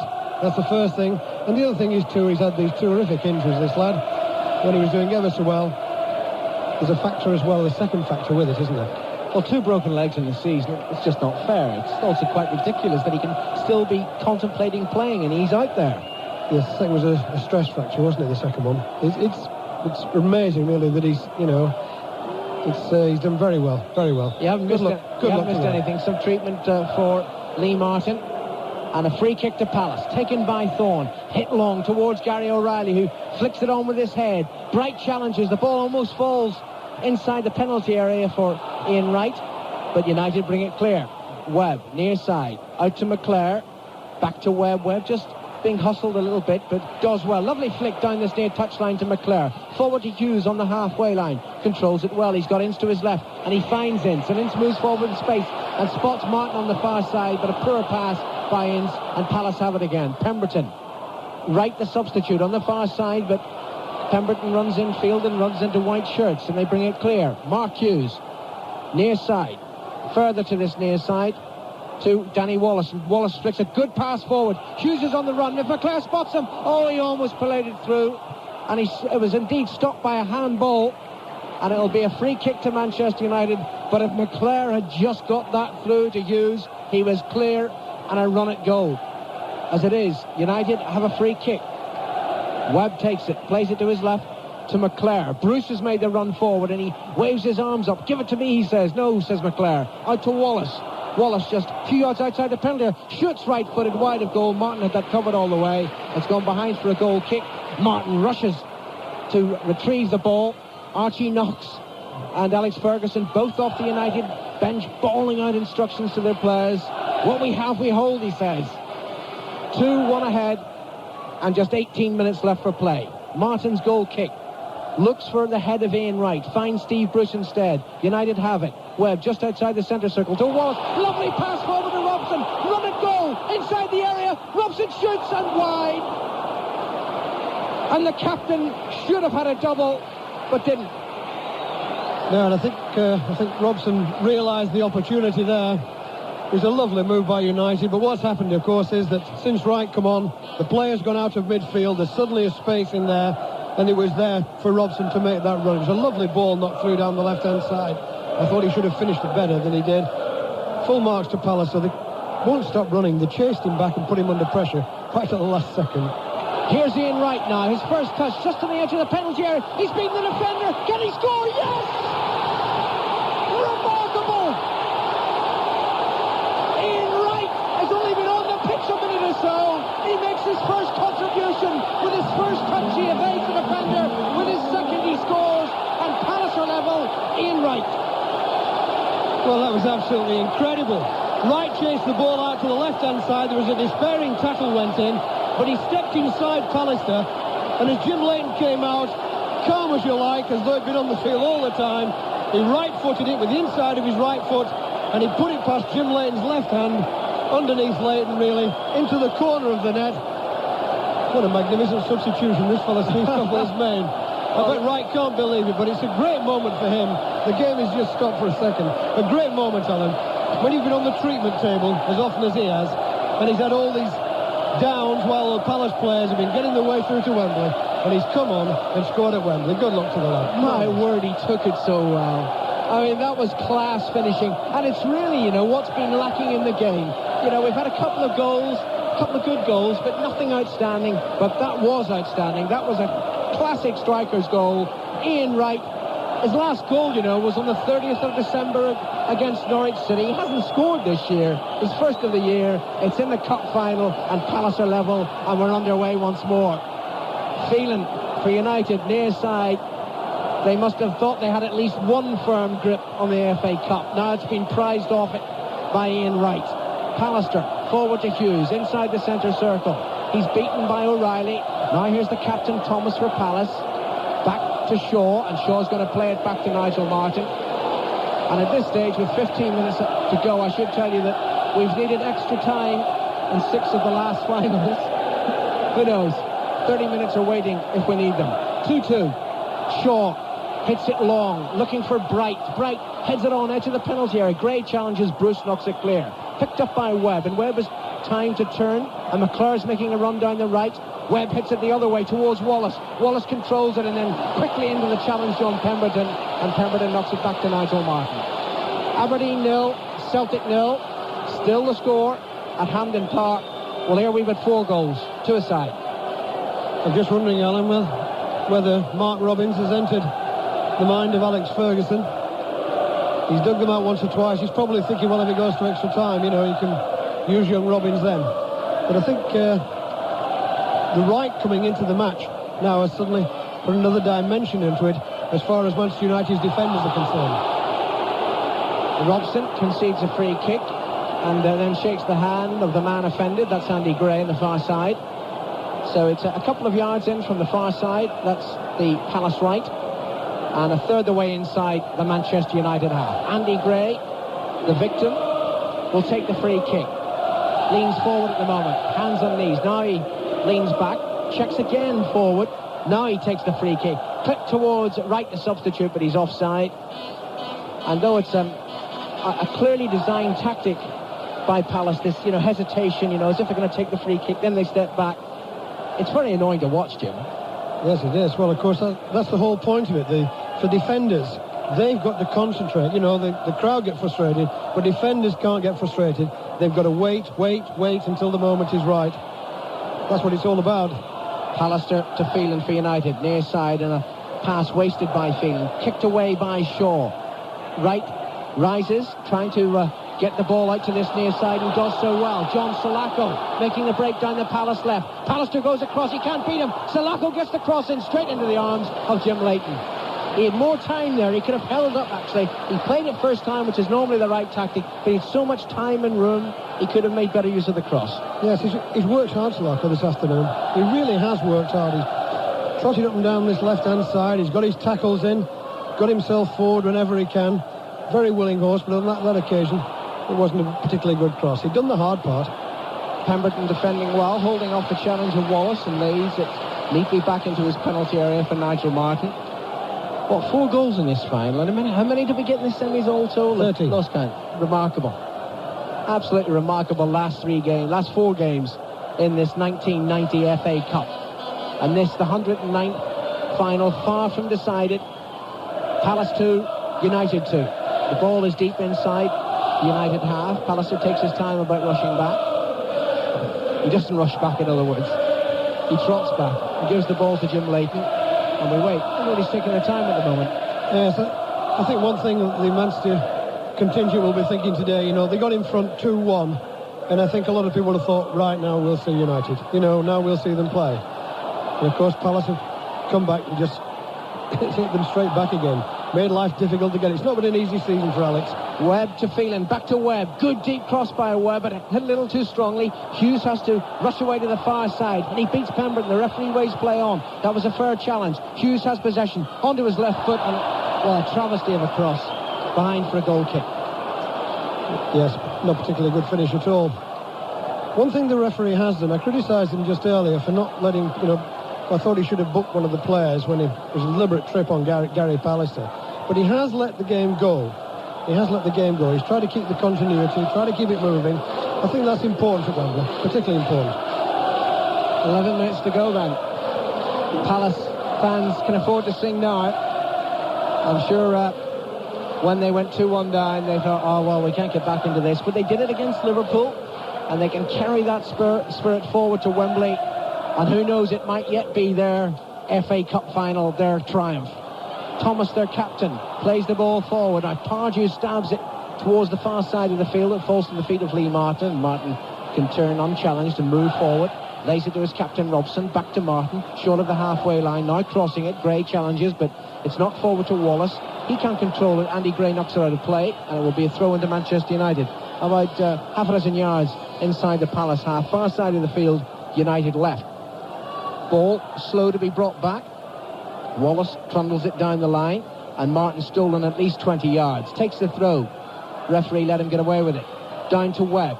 Webb running with his back to the goal, and now he can turn and looks for support and finds it in the near side. United right with Phelan. McClare makes the run. Phelan has the ball. Chipped instead towards Ince, inside the penalty area. Ince turns onto his left foot. Phelan's there if he wants him. Play to Phelan. The cross, just beyond Hughes. In fact, it hasn't gone out of play. Martin's chasing out of his penalty area onto the far side to make sure that it goes out of play. And it finally goes for a throw-in, and it will be to Crystal Palace. And why did the two United strikers hesitate? I think they were anticipating Phelan pulling the ball back a little bit, and he knocked it over onto the back post. That's one thing about Phelan. As I say, he's only played half a dozen games at right full back, and when you get in the forward positions, it is slightly different than coming from the centre field. Getting the trajectory right, picking players out from that angle. Coppell gets off his bench and points forward for Palace. Come on, another goal, he says. Right, the man who got the equaliser, wins a throw-in on the far side off Bruce. Andy Gray will take it. Gray runs into the advertisement hoardings, and now he picks up the ball, and this one's almost level with the edge of the United penalty area, and Gray can take a very long throw. Bright is calling for it, edge of the 6-yard box. It's thrown beyond him, headed away by Pallister. Webb on the edge of his penalty area to Martin and stabbed forward towards Wallace. Wallace flicks it on neatly to McClare, crossing the halfway line. Plenty of room down the right. Now he checks, looking for support from Robson. McClare keeps the ball. Phelan's made a great run for support down the right flank. McClare stabs it towards Hughes. Far post, header down, can't keep the ball in play, and it's a goal kick to Crystal Palace. Defended well, Palace there. I was watching when the ball came to McClare, picked the man up, stayed with him all the time. They've kept the concentration when the balls are coming in, and that's why it's been difficult for United to pick people out of crosses. When Phelan has got forward, when Wallace has got forward, Palace have kept the concentration. It's good defending that. What time's your train, Jim? Forget that. You didn't allow for extra time. Should have thought of it. I'll be going home with the mailman again. McClare for United. He'll try to get you on that 7:30 train to Blackpool. Webb sweeps the ball into the penalty area. Two United players tumble, but O'Reilly knocks it out of play, and it will be a throw-in to United. Hughes and Wallace get to their feet. I wonder, did they run into each other there as they made the break into the penalty area? I think they did. Certainly no Palace player was involved, and the referee just making sure that both United players are happy. I think Wallace is making a very awkward walk along the edge of the area. The throw-in is taken by Webb to Phelan. Robson makes the break into the area, but it's played short to McClare instead. Out to Webb. Now swept in towards Robson. Header down, hits the post, and swept away by Andy Thorne. And the captain almost did it again. Brian Robson just stepped away from the defender, and again he headed down. That's the difficult one for keepers. Martin couldn't get to it, and it came back off the left upright. Yes, great header that. It was a good cross to it. It was early, came in. Robson's so good in that box. He had, as you say, Alan, he headed the ball down, which made it difficult for Martin. Looked a bit laboured going down to it, I thought, but I think the ball came off the turf, hit the post. Bit of a let-off that for Palace. We're not into extra time yet, I can tell you. 7 minutes to go. 2-2 the score. United have a free kick midway inside the Palace half. Jeff Hopkins reluctant to give the ball back. Still keeps the ball. And the referee, who's had a word with one of the Palace players, John Pemberton, now happy. Pemberton moves away and United get the ball. Robson standing over the free kick. Martin is there too. Robson leaves it. Martin stabs it forward. Not a good one. Headed away easily by Thorne. And the captain, Jeff Thomas, strides forward for Crystal Palace. Ian Wright makes the run. Played through to Wright. He's going to take it as he uses his hand, surely. And the referee spotted that. Oh, he's given a free kick to Palace. Well, that's ridiculous. Absolutely ridiculous. Wright used his hand. Clear handball. And the referees decided to give a free kick to Palace. United furious. Yes, I think United, Palace are saying, you know, that he's been tricked. I think that's what they're appealing for. The Alan Grundy never hesitated at all. But it looked to me, when the ball bounced down, that he'd used his hand to start with. And it was Phelan who was challenging him. Yes, he clearly used his hand about it. There's no question about that. I didn't think Phelan made a lot of contact with him. I think they've got away with that, Palace. Well, maybe a match-fit, super-fit Ian Wright would have got clear anyway. Yes. And decided he needed a little extra help. He's got away with it, actually. He's got a free kick. It's about 10 yards outside the Manchester United penalty area. Slightly to the left. 5 players in that white wall. Thomas and Gray and Pardew between them will take this free kick. What have they got in mind? O'Reilly's up in the penalty area. It's left for Andy Gray. Clipped harmlessly behind for a goal kick. They thought about that one, obviously. That was justice, really. You know, I'm glad you didn't get anything off that, because it was... I would hate anything to go off a decision, you know, which would have been contested afterwards. Hand of God again. That's right, yes. Dennis Law smirks at the back. Goal kick to United. Leighton takes it. Short to the left side of his penalty area to Martin, and it's back to Leighton. And Leighton now will clear. 4 minutes to go in the 1990 Cup final, and unless one of these two scores, we'll have extra time.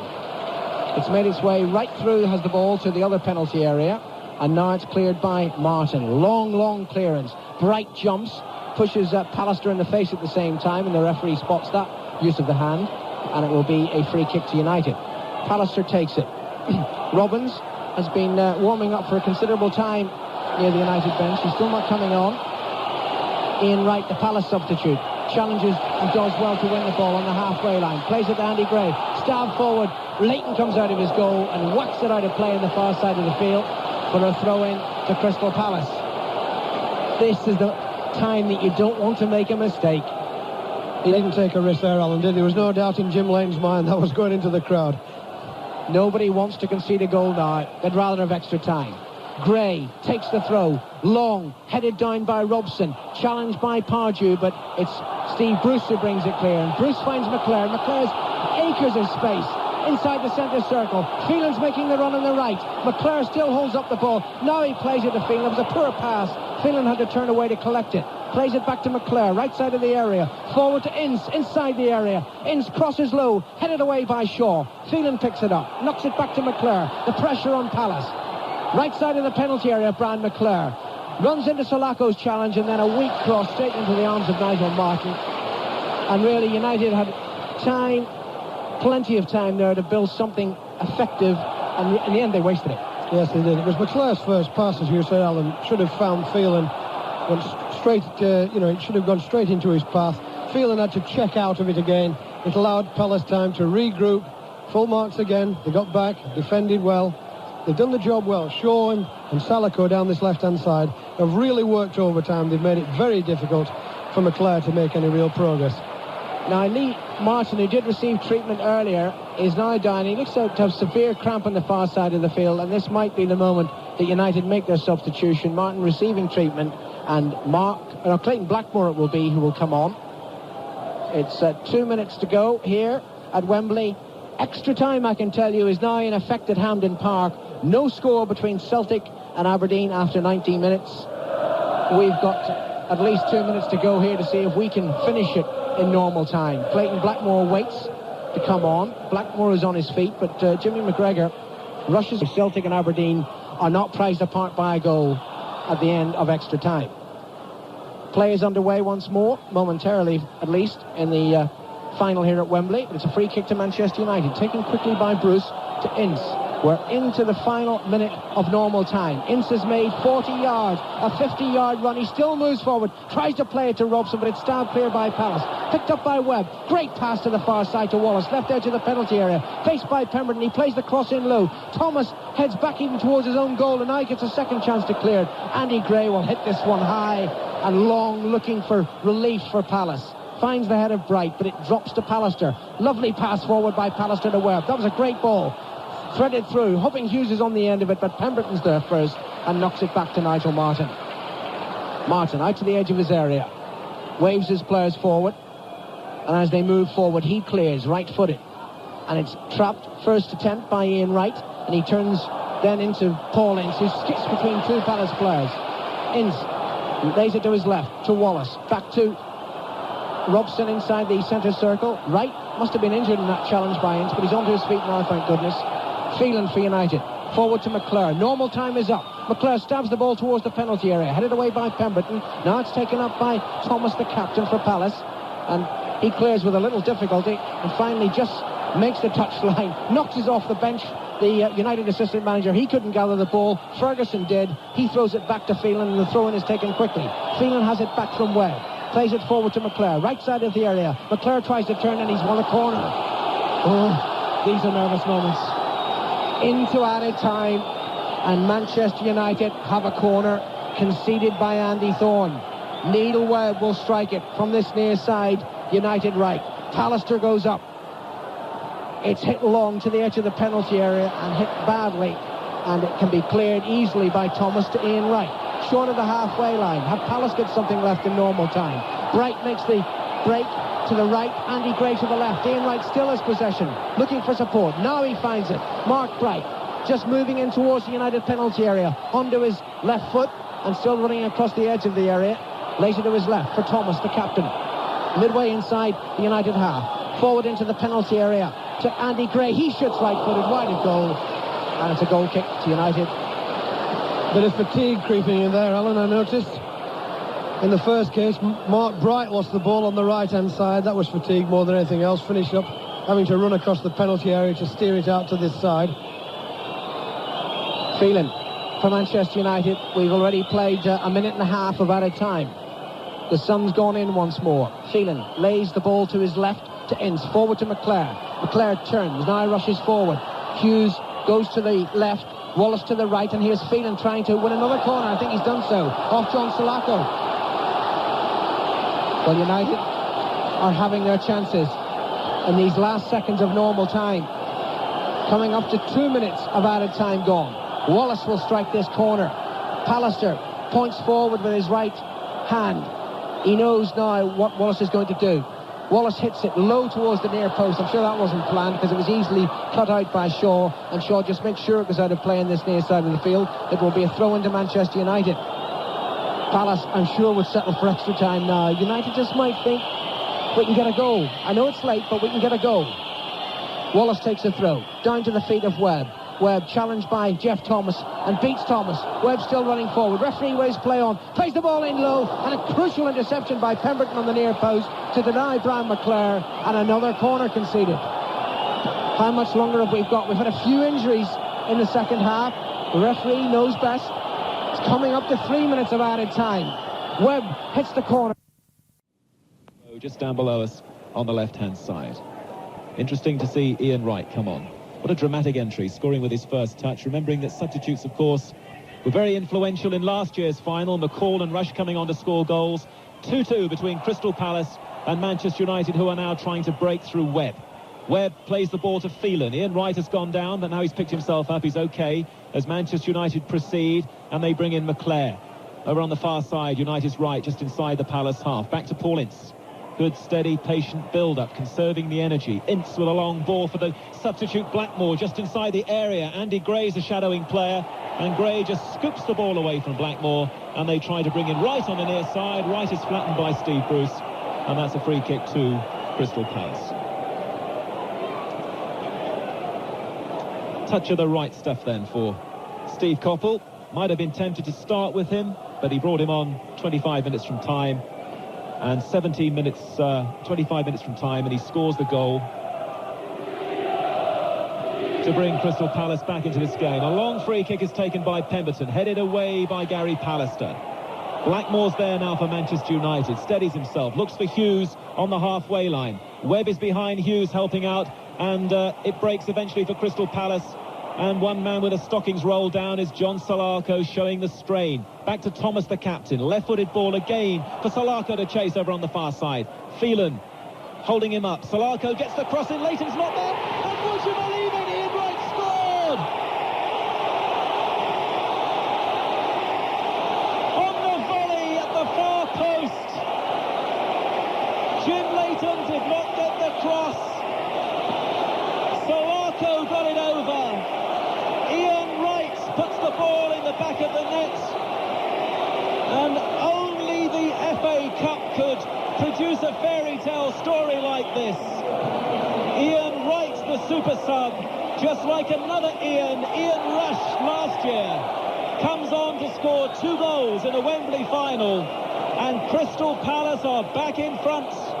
It's Crystal Palace 3, Manchester United 2, and this final belongs to Ian Wright. And I wouldn't ignore John Solarco's contribution to that either. Just United attacking. Mike Phelan trying to cross for Manchester United. McClare's got it, and McClare slides the ball back, but it was out of play. And Jim, what did Malcolm Allison say after 90 minutes? He said he thought Crystal Palace would win because he thought Ian Wright would be the match winner. Yes, and I think everybody would dispute the fact too that Solarco there, he picked the ball up on the left-hand side. There looked to be no danger to me. He had Phelan in contention with him, but he battled for it, showed that little bit of grit, brought it back to his right foot, and I thought, he should have been closed down at that point. The ball was knocked in, and it went beyond Leighton onto the back stick, and Wright, running in, lost his marker. Steve Bruce was the man who lost him, and he put the ball into the roof of the net, from practically under the bar. So, in a way, it was a great finish by Wright. Palace did everything right. It was a good cross. But I think if I was Alex, I'd be a bit annoyed at the defenders for that. And Jim Leighton, what about his part in that goal? Well, the cross was a good cross. It came from the edge of the penalty area, right-footed, and it came right to the back stick. It's a very difficult one for the goalkeeper. Anyway, Alex now has decided he's going to put Robbins into the action. And let us see whether Mark Robbins, the 20-year-old, can make the same dramatic impact as Ian Wright. He comes on with 4 minutes gone in this second period of extra time for Gary Pallister, the defender. So Mark Robbins, who scored the goal at Forest, of course, he got one at Newcastle, then he got the decisive goal against Oldham in the replay.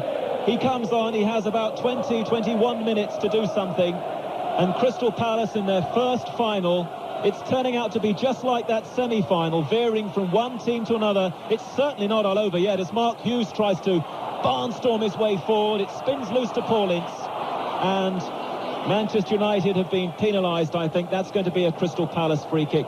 Let me just, in all the excitement, get the timetable right. Mark Hughes, of course, scored 25 minutes from the end of the 90 minutes to make Manchester United leading by 2-1. Ian Wright's goal was scored 17 minutes from the end of normal time, and it was literally his first touch. That was in the 73rd minute for Ian Wright. So 2-2 took us into extra time, and the man who's broken his leg twice this season for Crystal Palace has now scored 2 goals for Steve Coppell. And had he started the game, I suppose you have to wonder whether he would have lasted 73 minutes. So the way it's working out, it's turning out to be absolutely inspired management by the little man down there at the moment, Steve Coppell, just having a word with John Pemberton. A lengthy delay here, you're not missing any action. Richard Shaw of Crystal Palace is being attended to, but actually that's not a bad tactic really, because Crystal Palace are now able just to cool things down a little, and it's back with their goalkeeper, Nigel Martyn. Eagles is the song. We've got a pigeon in front of us, not an eagle, but he's having a good look. He's got probably the best seat in the house, looking down here from a great height, and we're back in business again. And it's that man Wright again, flicking it on for Bright. Wright and Bright together inside the penalty area. Appeal for a penalty by the supporters and the captain, Jeff Thomas, as Paul Ince went in. But United clear. And Robbins, who's come on, is trying to get into the game. Can he score with his first touch? Well, he didn't get a touch then, and Crystal Palace again through Solarco, the man that put the ball over for Ian Wright's second goal. That time, though, Crystal Palace are offside, and Paul Ince has it for Manchester United. It's with Brian Robson. Now, can he inspire his team the way that he has done for so much of his career? Mark Hughes now, and Mark Hughes' touch lets him down over on the far side. So Crystal Palace 66-1 to win the FA Cup at the start of the season, the start of the competition, are leading now in this thrilling FA Cup final of 1990 by 3-2, having beaten Liverpool 4-3 in the semi-final. But we still have enough time for Manchester United and for Alex Ferguson to come back. Extra time in the Scottish Cup final. They're still waiting for a goal between Aberdeen and Celtic. And here Manchester United build again from the back through goalkeeper Jim Lazenby. Yes, and what's happened since Palace came off? Ince has gone to right full-back. Phelan, who started his career with Burnley as a central defender, has gone back into there. And Robbins, of course, is up front now with Hughes. United have both of their substitutes on, Blackmore and Robbins. And the ball is with Ince, just outside the area. Trying to get it onto his left foot, he does do, and he brings the diving save from Nigel Martyn at his near post. And Martyn sensibly and professionally waits for his team to get the shape back again, and then clears downfield. It's hanging high, and it's Bruce against Bright. And it's anybody's. It's Jeff Thomas's. Thomas going through the inside left position. United caught a bit here. Thomas lays it flat to feet, looking for Ian Wright, and of course Ian Wright is on for a possible hat-trick here.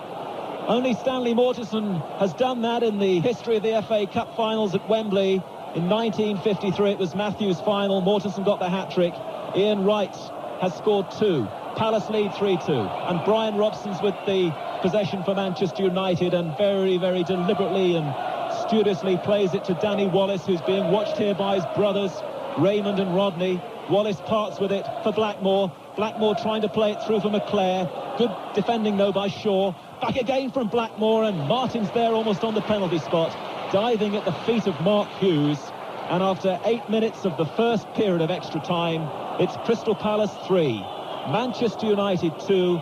We might have lacked a bit of flair and a bit of quality, but what a buzz we've had throughout this game with 5 goals, and who's to say there won't be more. The ball is on the halfway line. Pemberton quickly forward, and Mark Bright, a little tiredly perhaps, is coming back from an offside position, and that's a free kick to Manchester United. All the problem is with United, they've got to now try and get Robson, Webb, Ince, the midfield players, they've got to try and get some continuity in the play in there. They haven't really had it at any time in the match. I think that more than anything is now what's required. And Webb is being patrolled all the time by Jeff Thomas, but he still does well to find McClare over on the far side. McClare's cross is just over the bar, and the goalkeeper went in there with the fingertips, and at the last minute pulled the fingertips away, withdrew the fingertips, and it's a goal kick to Crystal Palace. It's half-time at Hampden Park in that Scottish Cup final between Aberdeen and Celtic. It is still 0-0. And so, as Alan Green was saying a little earlier, they face the prospect possibly there of a penalty shootout. Just down below us, it's very quiet on the Manchester United bench. Alex Ferguson was hoping for an Aberdeen and Manchester United Cup double today. Well, it could still be, of course, but it's Crystal Palace at the moment, just like Wimbledon and Coventry in recent years. They are ahead in their very first Wembley FA Cup final, but United are trying to come back, and Wallace has gone now across to the right looking for it. Oh, that's a good tackle on Wallace. Very good tackle by Thorne, and good skills by Bright, and Bright has found the strong, powerful figure of Andy Gray. Andy Gray runs into Steve Bruce, but he still gets it back off Clayton Blackmore on the right-hand side. Can't get any aerial service in there that time, and it's to the feet of Webb, and Webb can't escape because Wright came back. He managed to get a tackle in Wright. He fell to the floor. He hasn't hurt his leg. He's got a blow on the face, and it's back again with Andy Gray on the right-hand side. This time Gray gives it a little bit more height, but the Welsh international Clayton Blackmore is there, and now Steve Bruce, who was coming forward so much, of course, from the back when they only had Mark Bright up front, but since Ian Wright came on, Bruce has had to stay back a little bit, but it hasn't prevented Wright from scoring those 2 goals. And now Manchester United move to the far side of the field, halfway inside the Crystal Palace half. Good sprinting by McClair. Now he needs to get this one over. He does do. It's not enough height. Shaw's cleared it. Not completely, though, as Robson goes in to try and win it back for Manchester United. And then a lovely little deft flick from Wright almost works for Bright in the centre circle. And the ball is back inside the Palace half, and there's a bit of arm wrestling going on, a bit of Big Daddy there between Jeff Thomas and Paul Ince.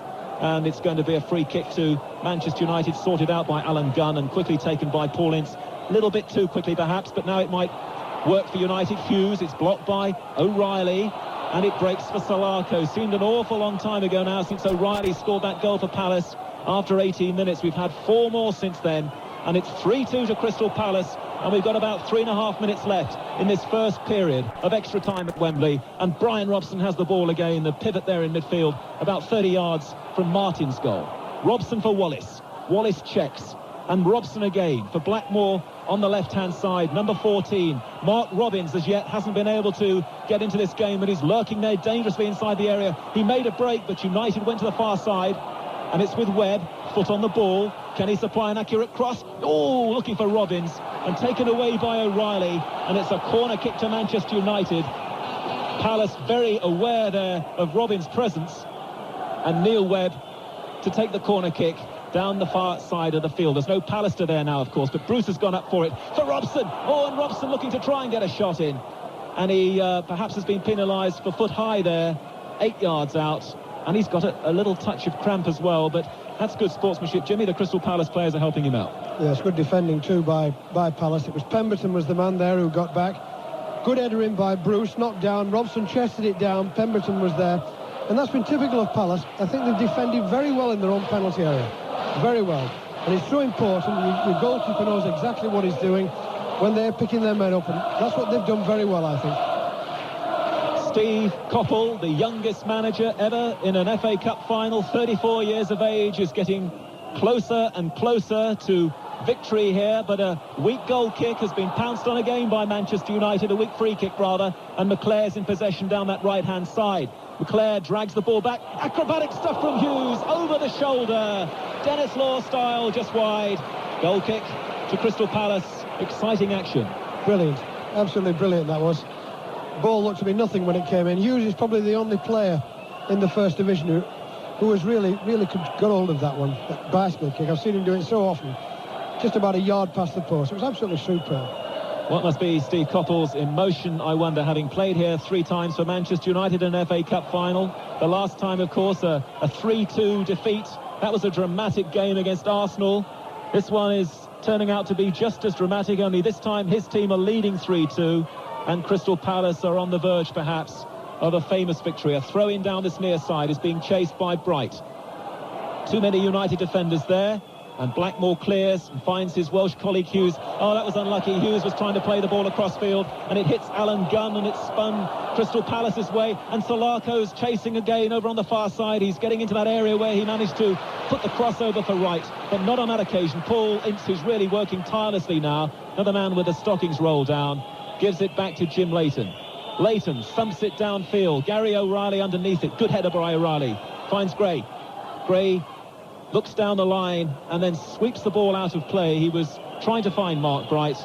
All he did in the end was fine touch, but he found quite a lot of distance as well. There are more seconds ticking away here as United have to go and fetch the ball. And now we're back in play with Clayton Blackmore. Blackmore back to Steve Bruce. Bruce wants to get this ball quickly forward now for Manchester United, trailing here by 3-2. A long ball downfield. O'Reilly's there. Shaw is helping out. Heads it into midfield, no man's land. Solarco clears the ball back inside the Manchester United half. It's 0-0 at Hampden Park. and they're playing the second period of extra time between Aberdeen and Celtic. And here we are at the halfway point of extra 30 minutes.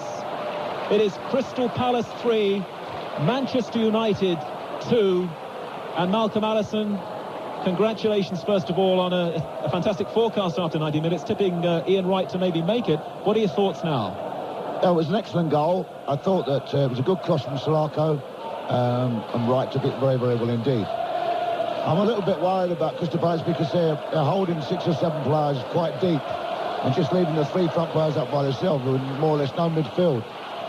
But and Paul Ince looks like he's really playing well, and Neil Webb is much improved in the second half and the first half of extra time, and his crossing is very, very dangerous. Hold on to your hats. Here we go for the last 15 minutes, and Alan Green's your commentator.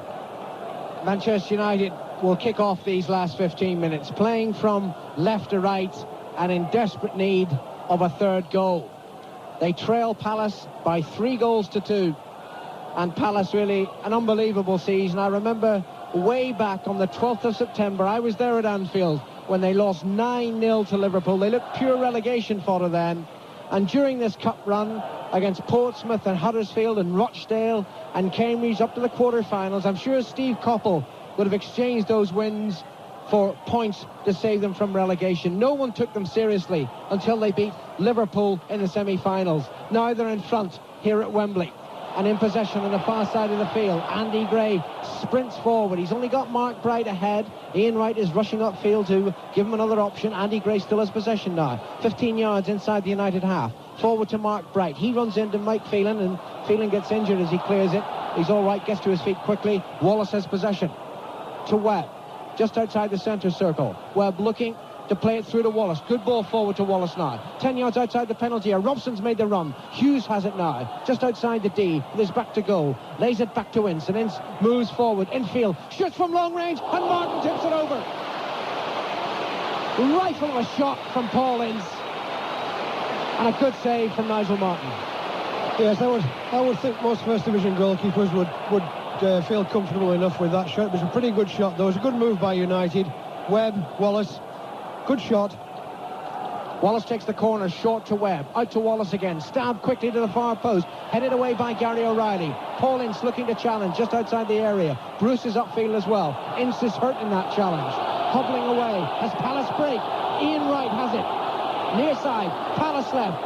Rushing forward, met by Phelan, plays it to Bright, he's shot, Andy Gray's shot, but straight into the arms of Jim Leighton, just didn't hit it properly. He could have killed United off. Oh yes, great chance that. Wonderful moment, a lovely delivery in. I thought he was bound to score there. United's defence again, not picking up in the area. Free chance for Gray, gone. Robbins crosses into the penalty area. Hughes with a header down. Wallace can't get there before Pemberton, who stabs it clear to this near side of the field, out of play, and it will be a throw into Manchester United. Good work that by Mark Hughes. Saw Wallace's presence and headed the ball towards him. Takes a throw in to Wallace, flicked towards the near post and belted behind by Andy Thorne for a corner to Manchester United. 12 and a half minutes left. And unless United score again, it'll be Palace's trophy. Wallace will take the corner, right-footed, hit into the 6-yard box. Robson challenges, fouls Martin in the same movement. Referee spotted it, shows that it was the left elbow that did the damage, and awards the free kick to Crystal Palace.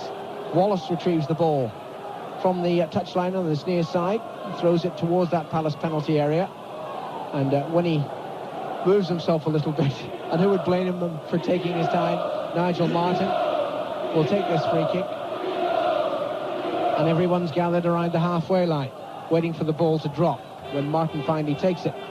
Still hesitates, and now he moves forward and kicks right-footed, and he hits it high, and this one's going to drop almost on the halfway line. Bruce can't make it before Pardew, and it's played out to the far side of the field. Andy Gray picks it up. Pemberton's offering support further wide. Gets the ball now, and Pemberton skips round Blackmore. Good run by the fullback. Quick first-time cross, but beyond Bright and Wright. And McClure knocks it forward from Manchester United away from danger. Phelan rushes forward, down this near side, United right. He's got Webb in field. He finds Webb. Robson's in the centre circle. Played forward instead to Wallace. Now it's Robson. just outside the centre circle, looking to play the 1-2 as always. Hughes instead finds McClare. Phelan's available on the United right, has to come in field to collect possession, just outside the area, chips towards goal and just over the crossbar. Great chip by Phelan, just unlucky there. Good move by United. 5 passes put together, all sweet, all quick. Phelan was given the chance because Wallace took Salako away out into the left back position. He stepped inside, used his right foot just over the top of Thomas and just clipped the top of the netting. In a dreadfully inconsistent season, Mike Phelan has been one of the very few consistent players United has had, and he slotted in wherever they needed him, and he almost plucked an equaliser there. Coppell was off the Palace bench screaming at his players, new instructions: hold it lads.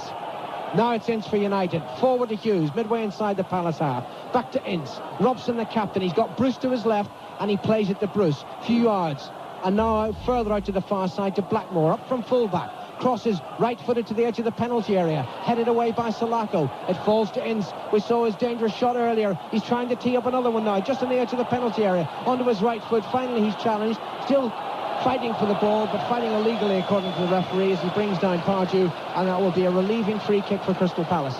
Yes, it's a danger that. I think when you get behind a match of this magnitude and he's trying to go it alone, it's a bit of an experience that. Once you start going it alone, defenders think, hello, we've got a great chance here. Always give you another chance, players like that. We played 110 minutes football this afternoon. Still another 10 to go. Palace lead 3-2. Martin has the ball in the Palace penalty area to our right. Clears right-footed. Sunshine comes out again at Wembley. Gray challenges on the far side, illegally holding off Blackmore, and that will be a free kick to United. And Blackmore, the Welsh international, rushes across to the far side to get the ball, throws it quickly back to Bruce, and Bruce will take the free kick, even though the ball was moving. He's allowed to continue, and he plays it to this near side to Phelan. Phelan down the United right touchline. McClare chases, keeps the ball in play well. McClare deep inside the Palace half, on his right foot, crosses low towards Hughes on the far post rather. Hughes has to turn as it's deflected away from him.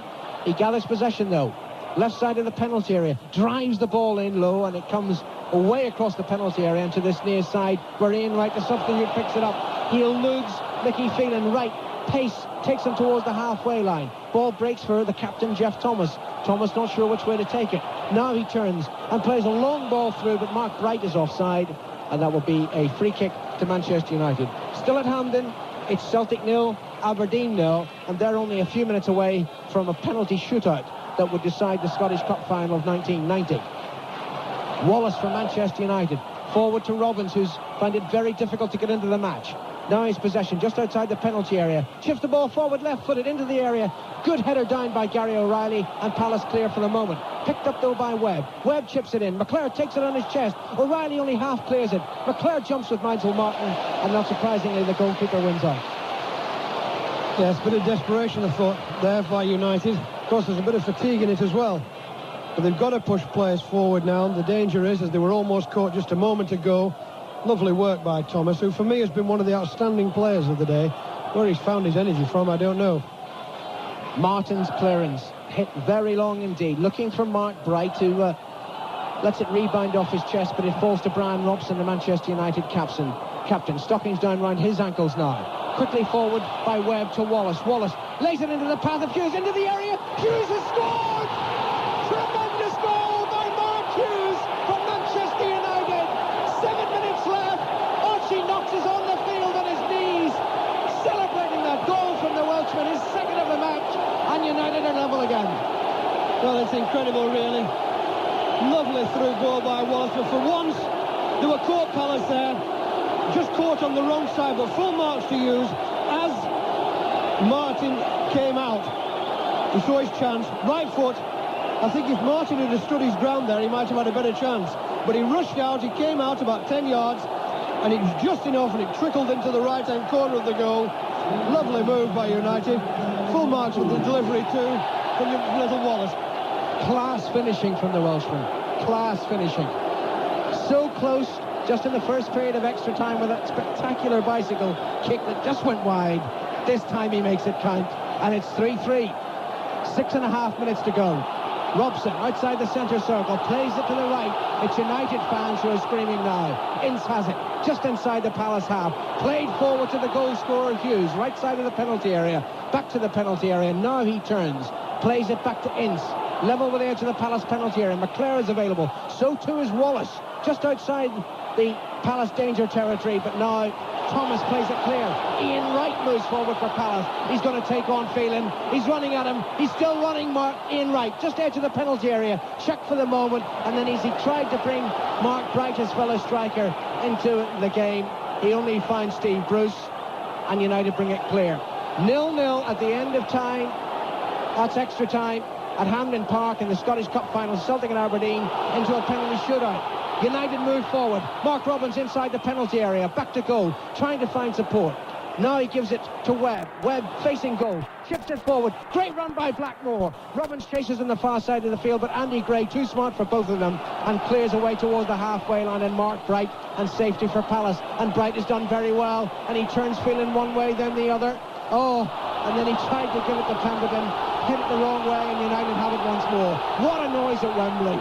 Webb out to the far side to Robins, left side of the penalty area, faced by O'Reilly, checks one way, then the other, looking to hit it high, and it's blocked by O'Reilly and behind for the corner. In fact, if United had got a chance on goal there, Mark Bright would have been annoyed with himself. He had a simple task, just to play the ball back on the halfway line. He tried to be clever, tried to backheel it, lost control. United got a corner out of it. Taken by Webb to Wallace, hit back outside the penalty area to Wallace. Blackmore's a chance of a shot, hits it right-footed, and it drops on the top of the net, and behind for a goal kick. There's a few of those Palace supporters there. Heart skipped to beat there, I would have thought. It looked as though it just might drop into the goal. Martin was stranded, he was out about 5 or 6 yards out again. He would have had no chance at all. United suddenly got a spark. We've got 4 minutes left. Is there a 7th goal lurking somewhere? Webb for United. To Ince, near side, inside the Palace half. United right, forward to Hughes, and Hughes is well tackled by Richard Shaw. Puts the ball out of play, and it's a throw-in to Manchester United. Palace want to make a substitution, a second substitution, David Madden. But the referee's attention now attracted. He holds up play, certainly. The linesman's very unhappy with what's happening here in this, not the linesman, the fourth official, who's telling Steve Coppell we can't hold it up until there's a natural break in play, but why don't they just let the substitute come on and we can get on with it? Because the one thing I can't understand is, why is there no number? Why are they not holding up a number for a substitution? You know, as we do on a normal Saturday, so all the crowd can see exactly what's happening. Well, it's the fourth official who goes to get the number. It's that's right. Andy Gray. So what it is, the referee is telling Steve, the fourth official is telling Steve, that's it, hold the number up, now we can get on with it. Thanks very much. Thank goodness. He must have been listening to our commentary. And Coppell's happy. And David Madden makes a late entrance. There's only 3 minutes left. He comes on as substitute for Andy Gray. United still wait to take the throw-in, deep inside the Palace half. Ince throws it to the feet of Webb and takes the return pass. Ince now, looking fresh in extra time, skips around the defender, but the cross isn't a good when it's hit behind, and it's a goal kick to Crystal Palace. I can only think Andy Gray's injured. He's played well today, worked very hard, very, very strong player. I thought he could have won the match for Palace at 3-2. He had a great chance. You'll remember that. You'll remember that moment for a long time. Maybe a slight absence of quality, but I think it is a final in the end that you're going to be telling your grandchildren about. Do you remember what we said after the semi-finals? How can we have all these goals in a 3-3, 4-3 semi-final, 3-3 final? What have we done to deserve it? Marvellous. United attacked, and then it's beaten away by O'Reilly and out of play. And it will be a throw into Manchester United. They want to finish it now. They feel they're in the ascendancy. McClare throws long. Wallace is fouled by Pemberton. Wallace applauds the referee's decision, and this will be a free kick of some danger to Crystal Palace. It's only 3 yards from the edge of the penalty area, slightly to the right. 2 minutes of extra time left. Palace still arguing, especially Pemberton, who committed the offence. The referee calls him across and said, look, I made my decision, son. You have to accept it and go away and defend. They're only holding up play here. Wallace is getting involved too, but in the right way, because they're shaking hands. And the referee will push that Palace wall back. It's only about 5 yards away from where Webb prepares to take this free kick.